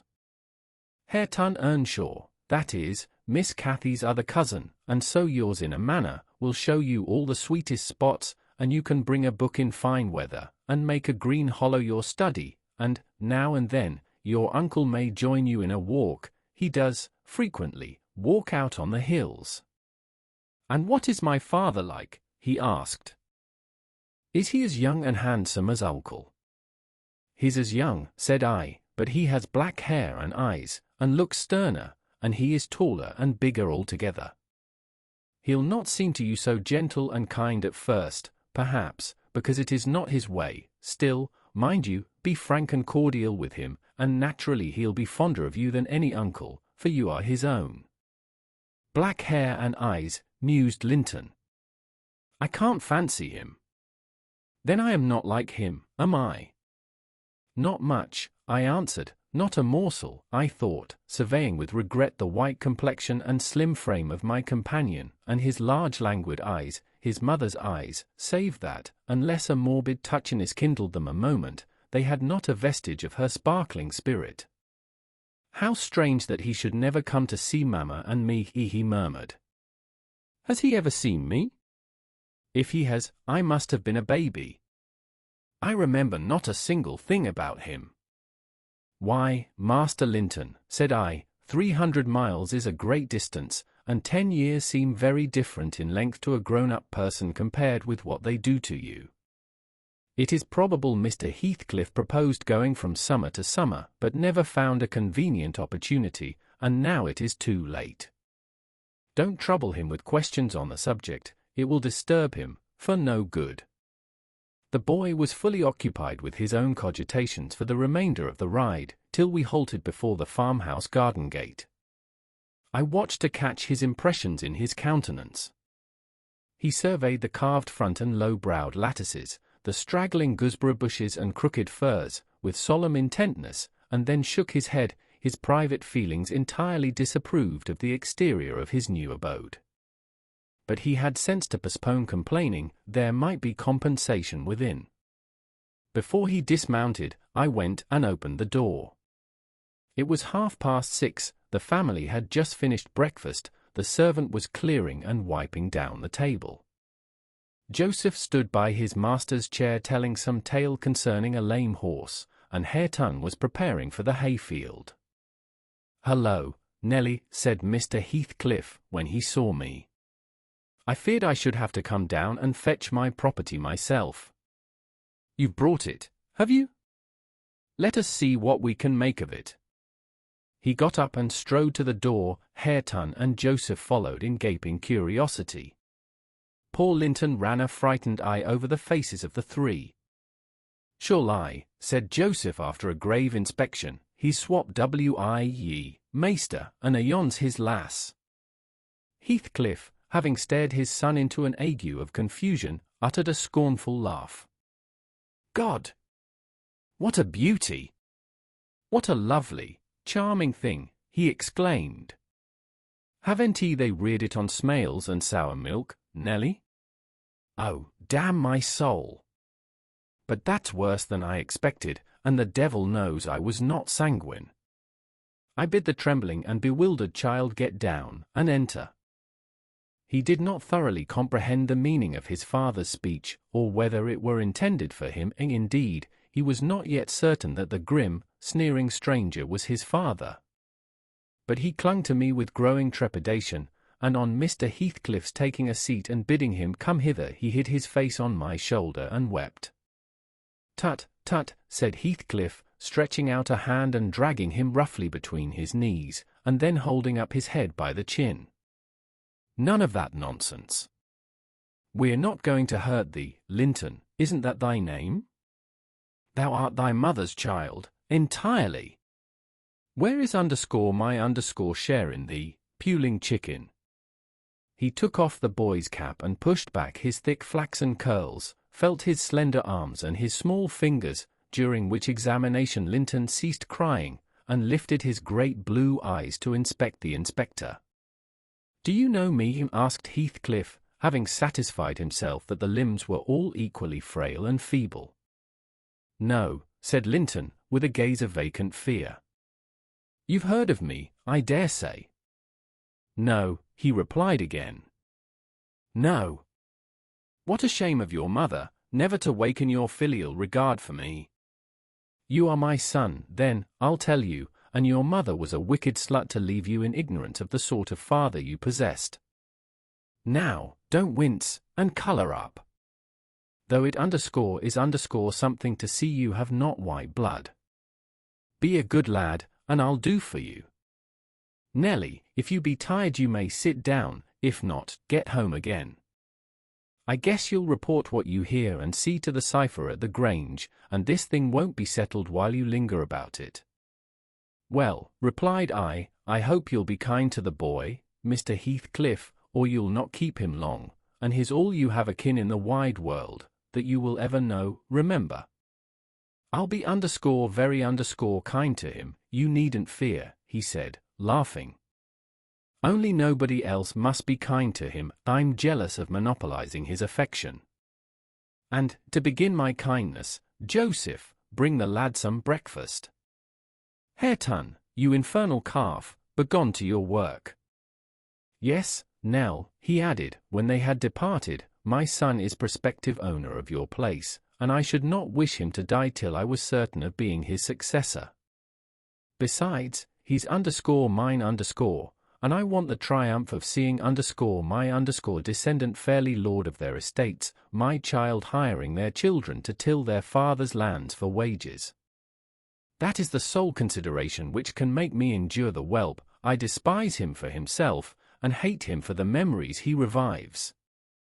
But that consideration is sufficient. He's as safe with me, and shall be tended as carefully as your master tends his own. I have a room upstairs, furnished for him in handsome style. I've engaged a tutor, also, to come 3 times a week, from 20 miles distance, to teach him what he pleases to learn. I've ordered Hareton to obey him, and in fact I've arranged everything with a view to preserve the superior and the gentleman in him, above his associates. I do regret, however, that he so little deserves the trouble. If I wished any blessing in the world, it was to find him a worthy object of pride, and I'm bitterly disappointed with the way-faced, whining wretch." While he was speaking, Joseph returned bearing a basin of milk porridge, and placed it before Linton, who stirred round the homely mess with a look of aversion, and affirmed he could not eat it. I saw the old manservant shared largely in his master's scorn of the child, though he was compelled to retain the sentiment in his heart, because Heathcliff plainly meant his underlings to hold him in honour. "Cannot ate it," repeated he, peering in Linton's face, and subduing his voice to a whisper, for fear of being overheard. "But Maester Hareton niver ate naught else, when he were a little un, and what were good enow for him's good enow for ye, I's rather a think." "I _shorent_ eat it," answered Linton, snappishly. "Take it away." Joseph snatched up the food indignantly, and brought it to us. "Is there aught ails victuals?" he asked, thrusting the tray under Heathcliff's nose. "What should ail them?" he said. "Wop," answered Joseph, "yon dainty chap says he cannot ate shem. But I guess it's right. His mother were just sower, we were amos too mucky to sow tea our corn for macking her breed." "Don't mention his mother to me," said the master, angrily. "Get him something that he can eat, that's all." "What is his usual food, Nelly?" I suggested boiled milk or tea, and the housekeeper received instructions to prepare some. Come, I reflected, his father's selfishness may contribute to his comfort. He perceives his delicate constitution, and the necessity of treating him tolerably. I'll console Mr. Edgar by acquainting him with the turn Heathcliff's humour has taken. Having no excuse for lingering longer, I slipped out, while Linton was engaged in timidly rebuffing the advances of a friendly sheepdog. But he was too much on the alert to be cheated. As I closed the door, I heard a cry, and a frantic repetition of the words. "Don't leave me. I'll not stay here. I'll not stay here." Then the latch was raised and fell. They did not suffer him to come forth. I mounted Minnie, and urged her to a trot, and so my brief guardianship ended. Chapter 21. We had sad work with little Cathy that day. She rose in high glee, eager to join her cousin, and such passionate tears and lamentations followed the news of his departure that Edgar himself was obliged to soothe her, by affirming he should come back soon. He added, however, "if I can get him," and there were no hopes of that. This promise poorly pacified her, but time was more potent, and though still at intervals she inquired of her father when Linton would return, before she did see him again his features had waxed so dim in her memory that she did not recognize him. When I chanced to encounter the housekeeper of Wuthering Heights, in paying business visits to Gimmerton, I used to ask how the young master got on, for he lived almost as secluded as Catherine herself, and was never to be seen. I could gather from her that he continued in weak health, and was a tiresome inmate. She said Mr. Heathcliff seemed to dislike him ever longer and worse, though he took some trouble to conceal it. He had an antipathy to the sound of his voice, and could not do at all with his sitting in the same room with him many minutes together. There seldom passed much talk between them. Linton learnt his lessons and spent his evenings in a small apartment they called the parlour, or else lay in bed all day, for he was constantly getting coughs, and colds, and aches, and pains of some sort. "And I never knew such a faint-hearted creature," added the woman, "nor one so careful of hisseln. He will go on, if I leave the window open a bit late in the evening. Oh, it's killing, a breath of night air. And he must have a fire in the middle of summer, and Joseph's bacca-pipe is poison, and he must always have sweets and dainties, and always milk, milk forever, heeding naught how the rest of us are pinched in winter, and there he'll sit, wrapped in his furred cloak in his chair by the fire, with some toast and water or other slop on the hob to sip at, and if Hareton, for pity, comes to amuse him, Hareton is not bad-natured, though he's rough, they're sure to part, one swearing and the other crying. I believe the master would relish Earnshaw's thrashing into a mummy, if he were not his son, and I'm certain he would be fit to turn him out of doors, if he knew half the nursing he gives hisseln. But then he won't go into danger of temptation, he never enters the parlour, and should Linton show those ways in the house where he is, he sends him upstairs directly." I divined, from this account, that utter lack of sympathy had rendered young Heathcliff selfish and disagreeable, if he were not so originally, and my interest in him, consequently, decayed, though still I was moved with a sense of grief at his lot, and a wish that he had been left with us. Mr. Edgar encouraged me to gain information. He thought a great deal about him, I fancy, and would have run some risk to see him, and he told me once to ask the housekeeper whether he ever came into the village. She said he had only been twice, on horseback, accompanying his father, and both times he pretended to be quite knocked up for 3 or 4 days afterwards. That housekeeper left, if I recollect rightly, 2 years after he came, and another, whom I did not know, was her successor. She lives there still. Time wore on at the Grange in its former pleasant way till Miss Cathy reached 16. On the anniversary of her birth we never manifested any signs of rejoicing, because it was also the anniversary of my late mistress's death. Her father invariably spent that day alone in the library, and walked, at dusk, as far as Gimmerton Kirkyard, where he would frequently prolong his stay beyond midnight. Therefore Catherine was thrown on her own resources for amusement. This 20th of March was a beautiful spring day, and when her father had retired, my young lady came down dressed for going out, and said she asked to have a ramble on the edge of the moor with me. Mr. Linton had given her leave, if we went only a short distance and were back within the hour. "So make haste, Ellen," she cried.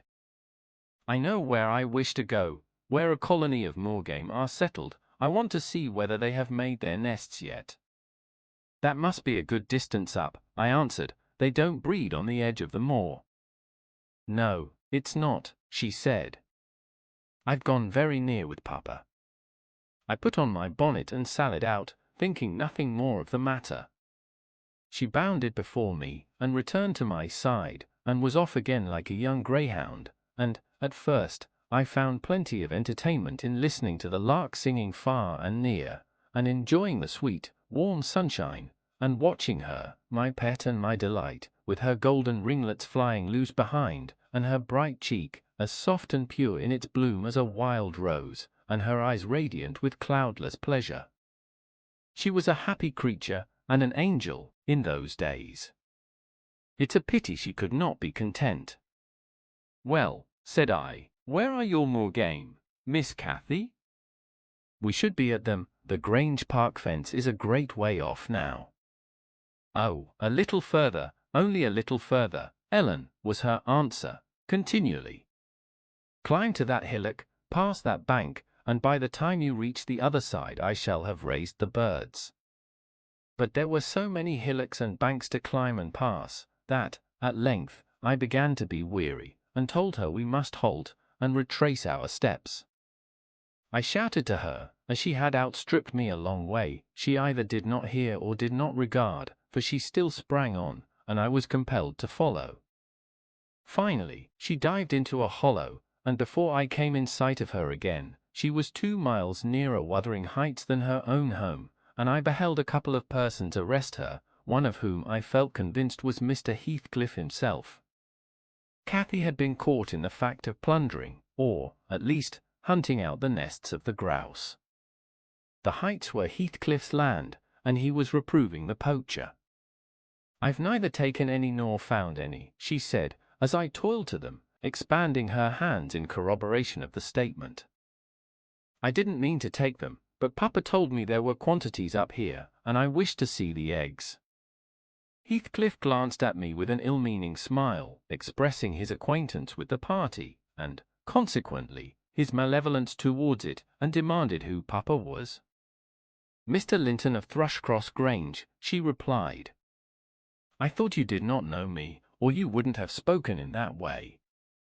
"You suppose Papa is highly esteemed and respected, then," he said, sarcastically. "And what are you?" inquired Catherine, gazing curiously on the speaker. "That man I've seen before."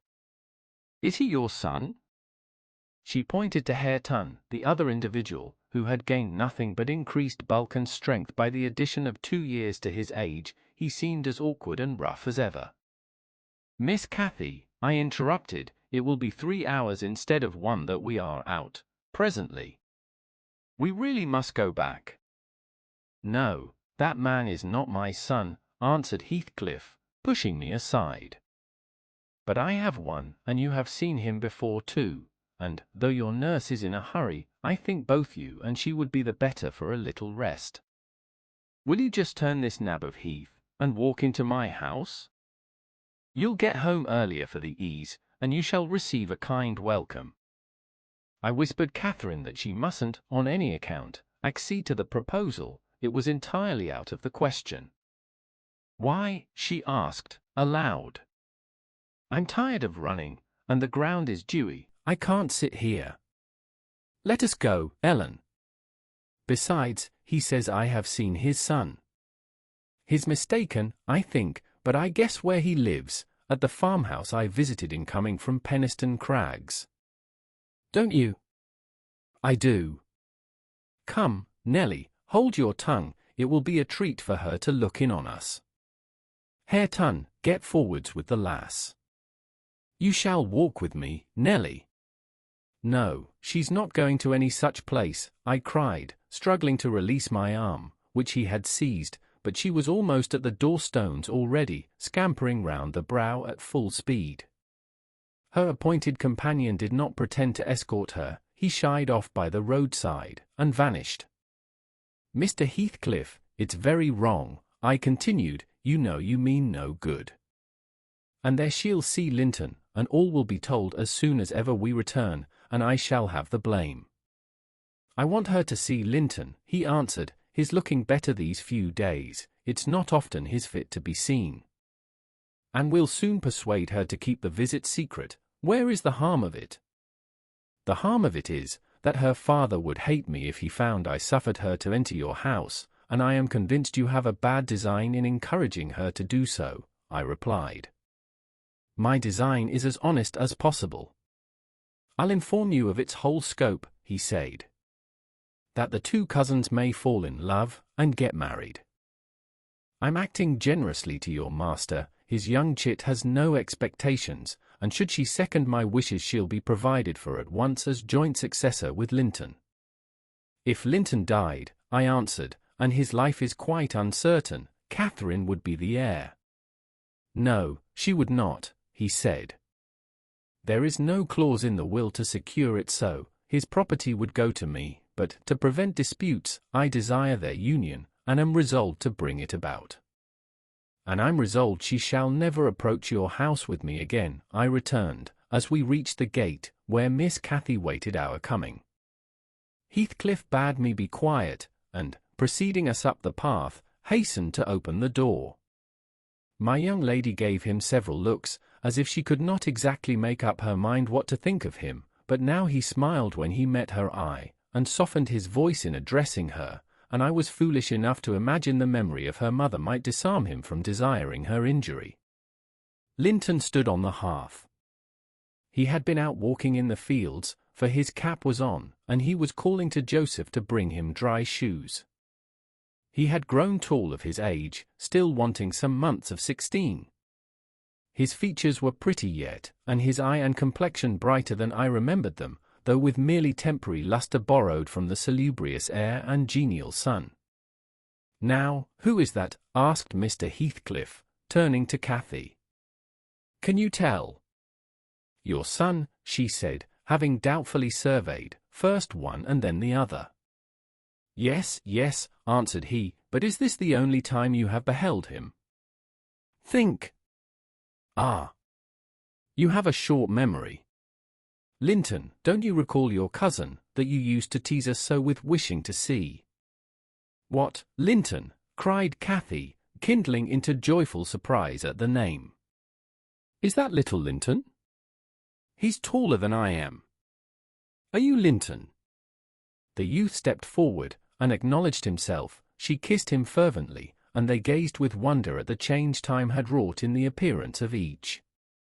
Catherine had reached her full height. Her figure was both plump and slender, elastic as steel, and her whole aspect sparkling with health and spirits.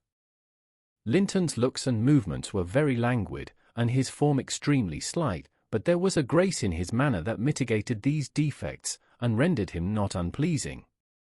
After exchanging numerous marks of fondness with him, his cousin went to Mr. Heathcliff, who lingered by the door, dividing his attention between the objects inside and those that lay without, pretending, that is, to observe the latter, and really noting the former alone. "And you are my uncle, then," she cried, reaching up to salute him. "I thought I liked you, though you were cross at first. Why don't you visit at the Grange with Linton? To live all these years such close neighbours, and never see us, is odd. What have you done so for?" "I visited it once or twice too often before you were born," he answered. "There, damn it! If you have any kisses to spare, give them to Linton, they are thrown away on me." "Naughty Ellen," exclaimed Catherine, flying to attack me next with her lavish caresses. "Wicked Ellen! To try to hinder me from entering. But I'll take this walk every morning in future, may I, uncle? And sometimes bring Papa. Won't you be glad to see us?" "Of course," replied the uncle, with a hardly suppressed grimace, resulting from his deep aversion to both the proposed visitors. "But stay," he continued, turning towards the young lady. "Now I think of it, I'd better tell you. Mr. Linton has a prejudice against me. We quarrelled at one time of our lives, with unchristian ferocity, and, if you mention coming here to him, he'll put a veto on your visits altogether. Therefore, you must not mention it, unless you be careless of seeing your cousin hereafter. You may come, if you will, but you must not mention it."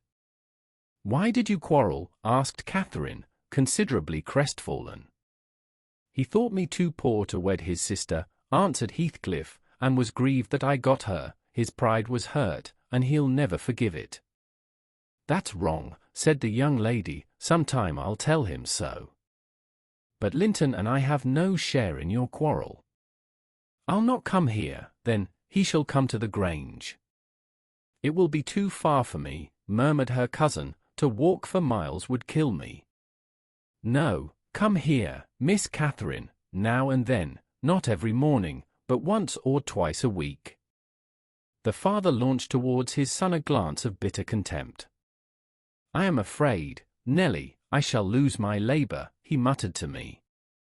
"Miss Catherine, as the ninny calls her, will discover his value, and send him to the devil. Now, if it had been Hareton, do you know that, 20 times a day, I covet Hareton, with all his degradation. I'd have loved the lad had he been someone else. But I think he's safe from _her_ love.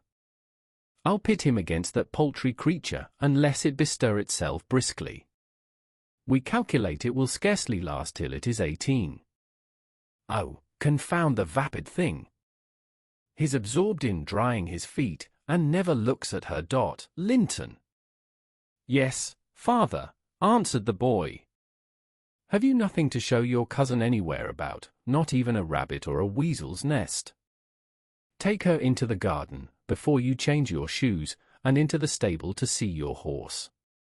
"Wouldn't you rather sit here?" asked Linton, addressing Cathy in a tone which expressed reluctance to move again. "I don't know," she replied, casting a longing look to the door, and evidently eager to be active. He kept his seat, and shrank closer to the fire. Heathcliff rose, and went into the kitchen, and from thence to the yard, calling out for Hareton. Hareton responded, and presently the two re-entered. The young man had been washing himself, as was visible by the glow on his cheeks and his wetted hair. "Oh, I'll ask _you_, uncle," cried Miss Cathy, recollecting the housekeeper's assertion. "That is not my cousin, is he?" "Yes," he replied, "your mother's nephew." "Don't you like him?" Catherine looked queer. "Is he not a handsome lad?" he continued. The uncivil little thing stood on tiptoe, and whispered a sentence in Heathcliff's ear. He laughed. Hareton darkened. I perceived he was very sensitive to suspected slights, and had obviously a dim notion of his inferiority. But his master or guardian chased the frown by exclaiming, "You'll be the favourite among us, Hareton. She says you are what was it? Well, something very flattering. Here. You go with her round the farm. And behave like a gentleman, mind. Don't use any bad words, and don't stare when the young lady is not looking at you, and be ready to hide your face when she is, and, when you speak, say your words slowly, and keep your hands out of your pockets. Be off, and entertain her as nicely as you can. He watched the couple walking past the window. Earnshaw had his countenance completely averted from his companion. He seemed studying the familiar landscape with a stranger's and an artist's interest. Catherine took a sly look at him, expressing small admiration. She then turned her attention to seeking out objects of amusement for herself, and tripped merrily on, lilting a tune to supply the lack of conversation. "I've tied his tongue," observed Heathcliff. "He'll not venture a single syllable all the time. Nelly, you recollect me at his age, nay, some years younger. Did I ever look so stupid, so gormless, as Joseph calls it?" "Worse," I replied, "because more sullen with it. I've a pleasure in him," he continued, reflecting aloud. "He has satisfied my expectations. If he were a born fool I should not enjoy it half so much. But he's no fool, and I can sympathize with all his feelings, having felt them myself. I know what he suffers now, for instance, exactly, it is merely a beginning of what he shall suffer, though. And he'll never be able to emerge from his bathos of coarseness and ignorance. I've got him faster than his scoundrel of a father secured me, and lower, for he takes a pride in his brutishness. I've taught him to scorn everything extra-animal as silly and weak. Don't you think Hindley would be proud of his son if he could see him? Almost as proud as I am of mine. But there's this difference, one is gold put to the use of paving stones, and the other is tin polished to ape a service of silver. Mine has nothing valuable about it, yet I shall have the merit of making it go as far as such poor stuff can go. His had first-rate qualities, and they are lost, rendered worse than unavailing. I have nothing to regret, he would have more than any, but I, are aware of. And the best of it is, Hareton is damnably fond of me. You'll own that I've outmatched Hindley there. If the dead villain could rise from his grave to abuse me for his offspring's wrongs, I should have the fun of seeing the said offspring fight him back again, indignant that he should dare to rail at the one friend he has in the world." Heathcliff chuckled a fiendish laugh at the idea. I made no reply, because I saw that he expected none. Meantime, our young companion, who sat too removed from us to hear what was said, began to evince symptoms of uneasiness, probably repenting that he had denied himself the treat of Catherine's society for fear of a little fatigue. His father remarked the restless glances wandering to the window, and the hand irresolutely extended towards his cap. "Get up, you idle boy," he exclaimed, with assumed heartiness. "Away after them. They are just at the corner, by the stand of hives." Linton gathered his energies, and left the hearth. The lattice was open, and, as he stepped out, I heard Cathy inquiring of her unsociable attendant what was that inscription over the door. Hareton stared up, and scratched his head like a true clown. "It's some damnable writing," he answered. "I cannot read it." "Can't read it?" cried Catherine. "I can read it, it's English. But I want to know why it is there." Linton giggled, the first appearance of mirth he had exhibited. "He does not know his letters," he said to his cousin. "Could you believe in the existence of such a colossal dunce?" "Is he all as he should be?" asked Miss Cathy, seriously, "or is he simple, not right? I've questioned him twice now, and each time he looked so stupid I think he does not understand me. I can hardly understand him, I'm sure." Linton repeated his laugh, and glanced at Hareton tauntingly, who certainly did not seem quite clear of comprehension at that moment. "There's nothing the matter but laziness, is there, Earnshaw?" he said. "My cousin fancies you are an idiot. There you experience the consequence of scorning book-learning, as you would say. Have you noticed, Catherine, his frightful Yorkshire pronunciation? Why, where the devil is the use on tea, growled Hareton, more ready in answering his daily companion. He was about to enlarge further, but the two youngsters broke into a noisy fit of merriment, my giddy miss being delighted to discover that she might turn his strange talk to matter of amusement.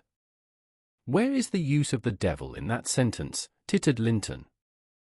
Papa told you not to say any bad words, and you can't open your mouth without one. Do try to behave like a gentleman, now do. If thou weren't more a lass than a lad, I'd fell thee this minute, I would. Pitiful laugh of a crater, retorted the angry boar, retreating, while his face burnt with mingled rage and mortification, for he was conscious of being insulted, and embarrassed how to resent it. Mr. Heathcliff, having overheard the conversation, as well as I, smiled when he saw him go, but immediately afterwards cast a look of singular aversion on the flippant pair, who remained chattering in the doorway, the boy finding animation enough while discussing Hareton's faults and deficiencies, and relating anecdotes of his goings-on, and the girl relishing his pert and spiteful sayings, without considering the ill nature they evinced. I began to dislike, more than to compassionate Linton, and to excuse his father in some measure for holding him cheap. We stayed till afternoon. I could not tear Miss Cathy away sooner, but happily my master had not quitted his apartment, and remained ignorant of our prolonged absence. As we walked home, I would fain have enlightened my charge on the characters of the people we had quitted, but she got it into her head that I was prejudiced against them.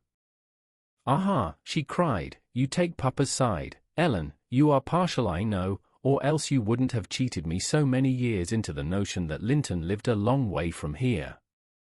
I'm really extremely angry, only I'm so pleased I can't show it. But you must hold your tongue about my uncle, my uncle, remember, and I'll scold Papa for quarrelling with him." And so she ran on, till I relinquished the endeavour to convince her of her mistake. She did not mention the visit that night, because she did not see Mr. Linton. Next day it all came out, sadly to my chagrin, and still I was not altogether sorry. I thought the burden of directing and warning would be more efficiently borne by him than me. But he was too timid in giving satisfactory reasons for his wish that she should shun connection with the household of the Heights, and Catherine liked good reasons for every restraint that harassed her petted will. "Papa," she exclaimed, after the morning salutations, "guess whom I saw yesterday, in my walk on the moors." "Ah, Papa, you started. You've not done right, have you, now?" "I saw, but listen, and you shall hear how I found you out, and Ellen, who is in league with you, and yet pretended to pity me so, when I kept hoping, and was always disappointed about Linton's coming back."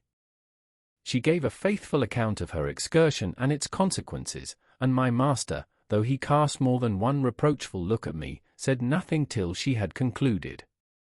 Then he drew her to him, and asked if she knew why he had concealed Linton's near neighbourhood from her? Could she think it was to deny her a pleasure that she might harmlessly enjoy? "It was because you disliked Mr. Heathcliff," she answered. "Then you believe I care more for my own feelings than yours, Cathy," he said. "No, it was not because I disliked Mr. Heathcliff, but because Mr. Heathcliff dislikes me, and is a most diabolical man, delighting to wrong and ruin those he hates, if they give him the slightest opportunity. I knew that you could not keep up an acquaintance with your cousin without being brought into contact with him, and I knew he would detest you on my account, so for your own good, and nothing else, I took precautions that you should not see Linton again. I meant to explain this some time as you grew older, and I'm sorry I delayed it." "But Mr. Heathcliff was quite cordial, Papa," observed Catherine, not at all convinced, and he didn't object to our seeing each other. "He said I might come to his house when I pleased, only I must not tell you, because you had quarrelled with him, and would not forgive him for marrying Aunt Isabella. And you won't.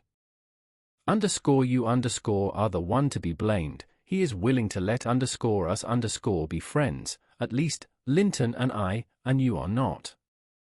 My master, perceiving that she would not take his word for her uncle-in-law's evil disposition, gave a hasty sketch of his conduct to Isabella, and the manner in which Wuthering Heights became his property. He could not bear to discourse long upon the topic, for though he spoke little of it, he still felt the same horror and detestation of his ancient enemy that had occupied his heart ever since Mrs. Linton's death. She might have been living yet, if it had not been for him, was his constant bitter reflection, and, in his eyes, Heathcliff seemed a murderer. Miss Cathy, conversant with no bad deeds except her own slight acts of disobedience, injustice, and passion, arising from hot temper and thoughtlessness, and repented of on the day they were committed, was amazed at the blackness of spirit that could brood on and cover revenge for years, and deliberately prosecute its plans without a visitation of remorse. She appeared so deeply impressed and shocked at this new view of human nature, excluded from all her studies and all her ideas till now, that Mr. Edgar deemed it unnecessary to pursue the subject. He merely added, "You will know hereafter, darling, why I wish you to avoid his house and family. Now return to your old employments and amusements, and think no more about them." Catherine kissed her father, and sat down quietly to her lessons for a couple of hours, according to custom. Then she accompanied him into the grounds, and the whole day passed as usual, but in the evening, when she had retired to her room, and I went to help her to undress, I found her crying, on her knees by the bedside. "Oh, fie, silly child!" I exclaimed. "If you had any real griefs you'd be ashamed to waste a tear on this little contrariety. You never had one shadow of substantial sorrow, Miss Catherine. Suppose, for a minute, that master and I were dead, and you were by yourself in the world, how would you feel, then? Compare the present occasion with such an affliction as that, and be thankful for the friends you have, instead of coveting more." "I'm not crying for myself, Ellen," she answered, "it's for him. He expected to see me again tomorrow, and there he'll be so disappointed, and he'll wait for me, and I shan't come." "Nonsense," said I. "Do you imagine he has thought as much of you as you have of him? Hasn't he Hareton for a companion? Not one in 100 would weep at losing a relation they had just seen twice, for 2 afternoons. Linton will conjecture how it is, and trouble himself no further about you." "But may I not write a note to tell him why I cannot come?" she asked, rising to her feet. "And just send those books I promised to lend him? His books are not as nice as mine, and he wanted to have them extremely, when I told him how interesting they were. May I not, Ellen?" "No, indeed." "No, indeed," replied I with decision. "Then he would write to you, and there'd never be an end of it. No, Miss Catherine, the acquaintance must be dropped entirely, so Papa expects, and I shall see that it is done." "But how can one little note," she recommenced, putting on an imploring countenance. "Silence!" I interrupted. "We'll not begin with your little notes. Get into bed." She threw at me a very naughty look, so naughty that I would not kiss her good night at first. I covered her up, and shut her door, in great displeasure, but, repenting halfway, I returned softly, and lo! there was Miss standing at the table with a bit of blank paper before her and a pencil in her hand, which she guiltily slipped out of sight on my entrance. "You'll get nobody to take that, Catherine," I said, "if you write it, and at present I shall put out your candle." I set the extinguisher on the flame, receiving as I did so a slap on my hand and a petulant cross thing. I then quitted her again, and she drew the bolt in one of her worst, most peevish humours.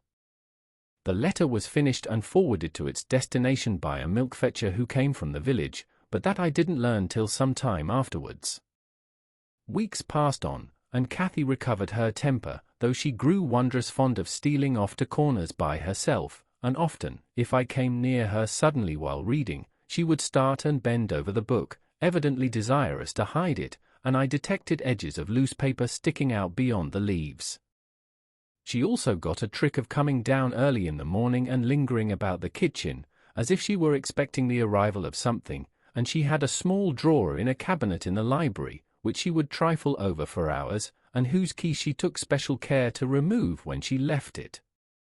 One day, as she inspected this drawer, I observed that the playthings and trinkets which recently formed its contents were transmuted into bits of folded paper. My curiosity and suspicions were roused. I determined to take a peep at her mysterious treasures, so, at night, as soon as she and my master were safe upstairs, I searched, and readily found among my house keys one that would fit the lock. Having opened, I emptied the whole contents into my apron, and took them with me to examine at leisure in my own chamber.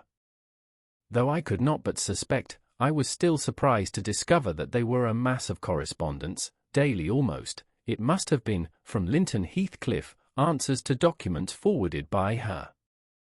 The earlier dated were embarrassed and short. Gradually, however, they expanded into copious love letters, foolish, as the age of the writer rendered natural, yet with touches here and there which I thought were borrowed from a more experienced source.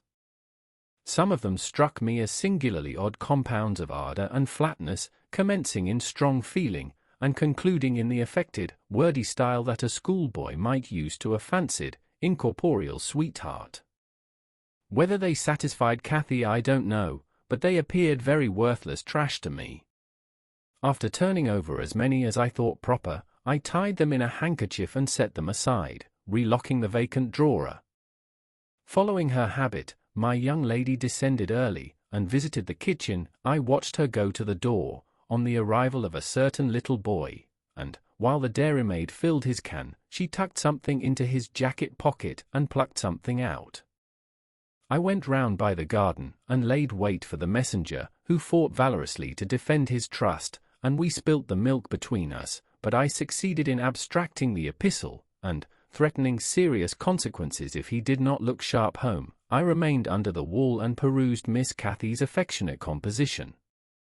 It was more simple and more eloquent than her cousin's, very pretty and very silly. I shook my head, and went meditating into the house. The day being wet, she could not divert herself with rambling about the park, so, at the conclusion of her morning studies, she resorted to the solace of the drawer. Her father sat reading at the table, and I, on purpose, had sought a bit of work in some unripped fringes of the window curtain, keeping my eye steadily fixed on her proceedings. Never did any bird flying back to a plundered nest, which it had left brimful of chirping young ones, express more complete despair, in its anguished cries and flutterings, than she by her single "oh," and the change that transfigured her late happy countenance. Mr. Linton looked up. "What is the matter, love? Have you hurt yourself?" he said. His tone and look assured her he had not been the discoverer of the hoard. "No, Papa," she gasped. Ellen! Come upstairs, I'm sick." I obeyed her summons, and accompanied her out. "Oh, Ellen!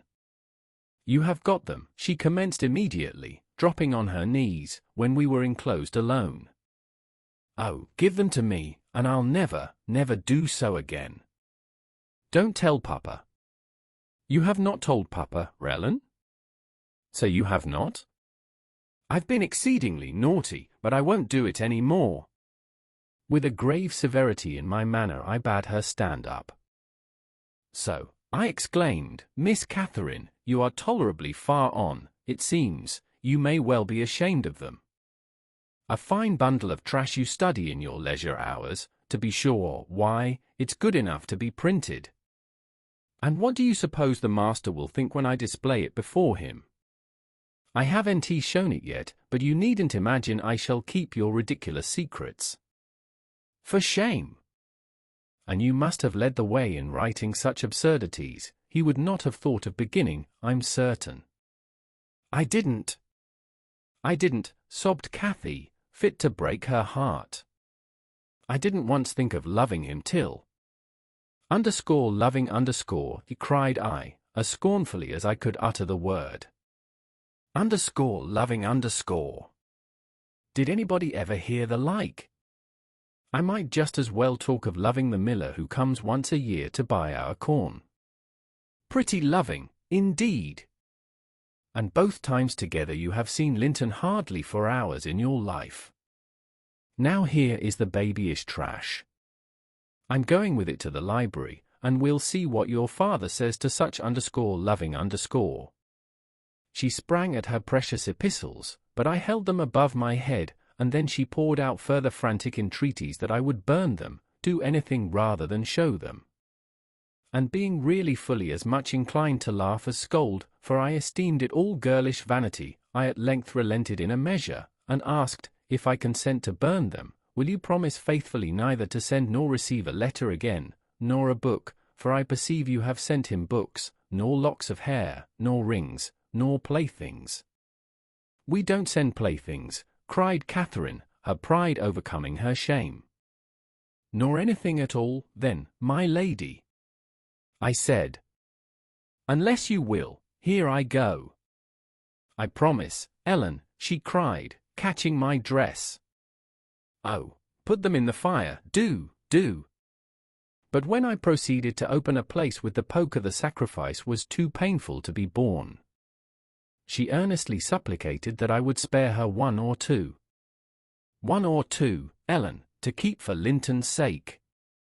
I unknotted the handkerchief, and commenced dropping them in from an angle, and the flame curled up the chimney.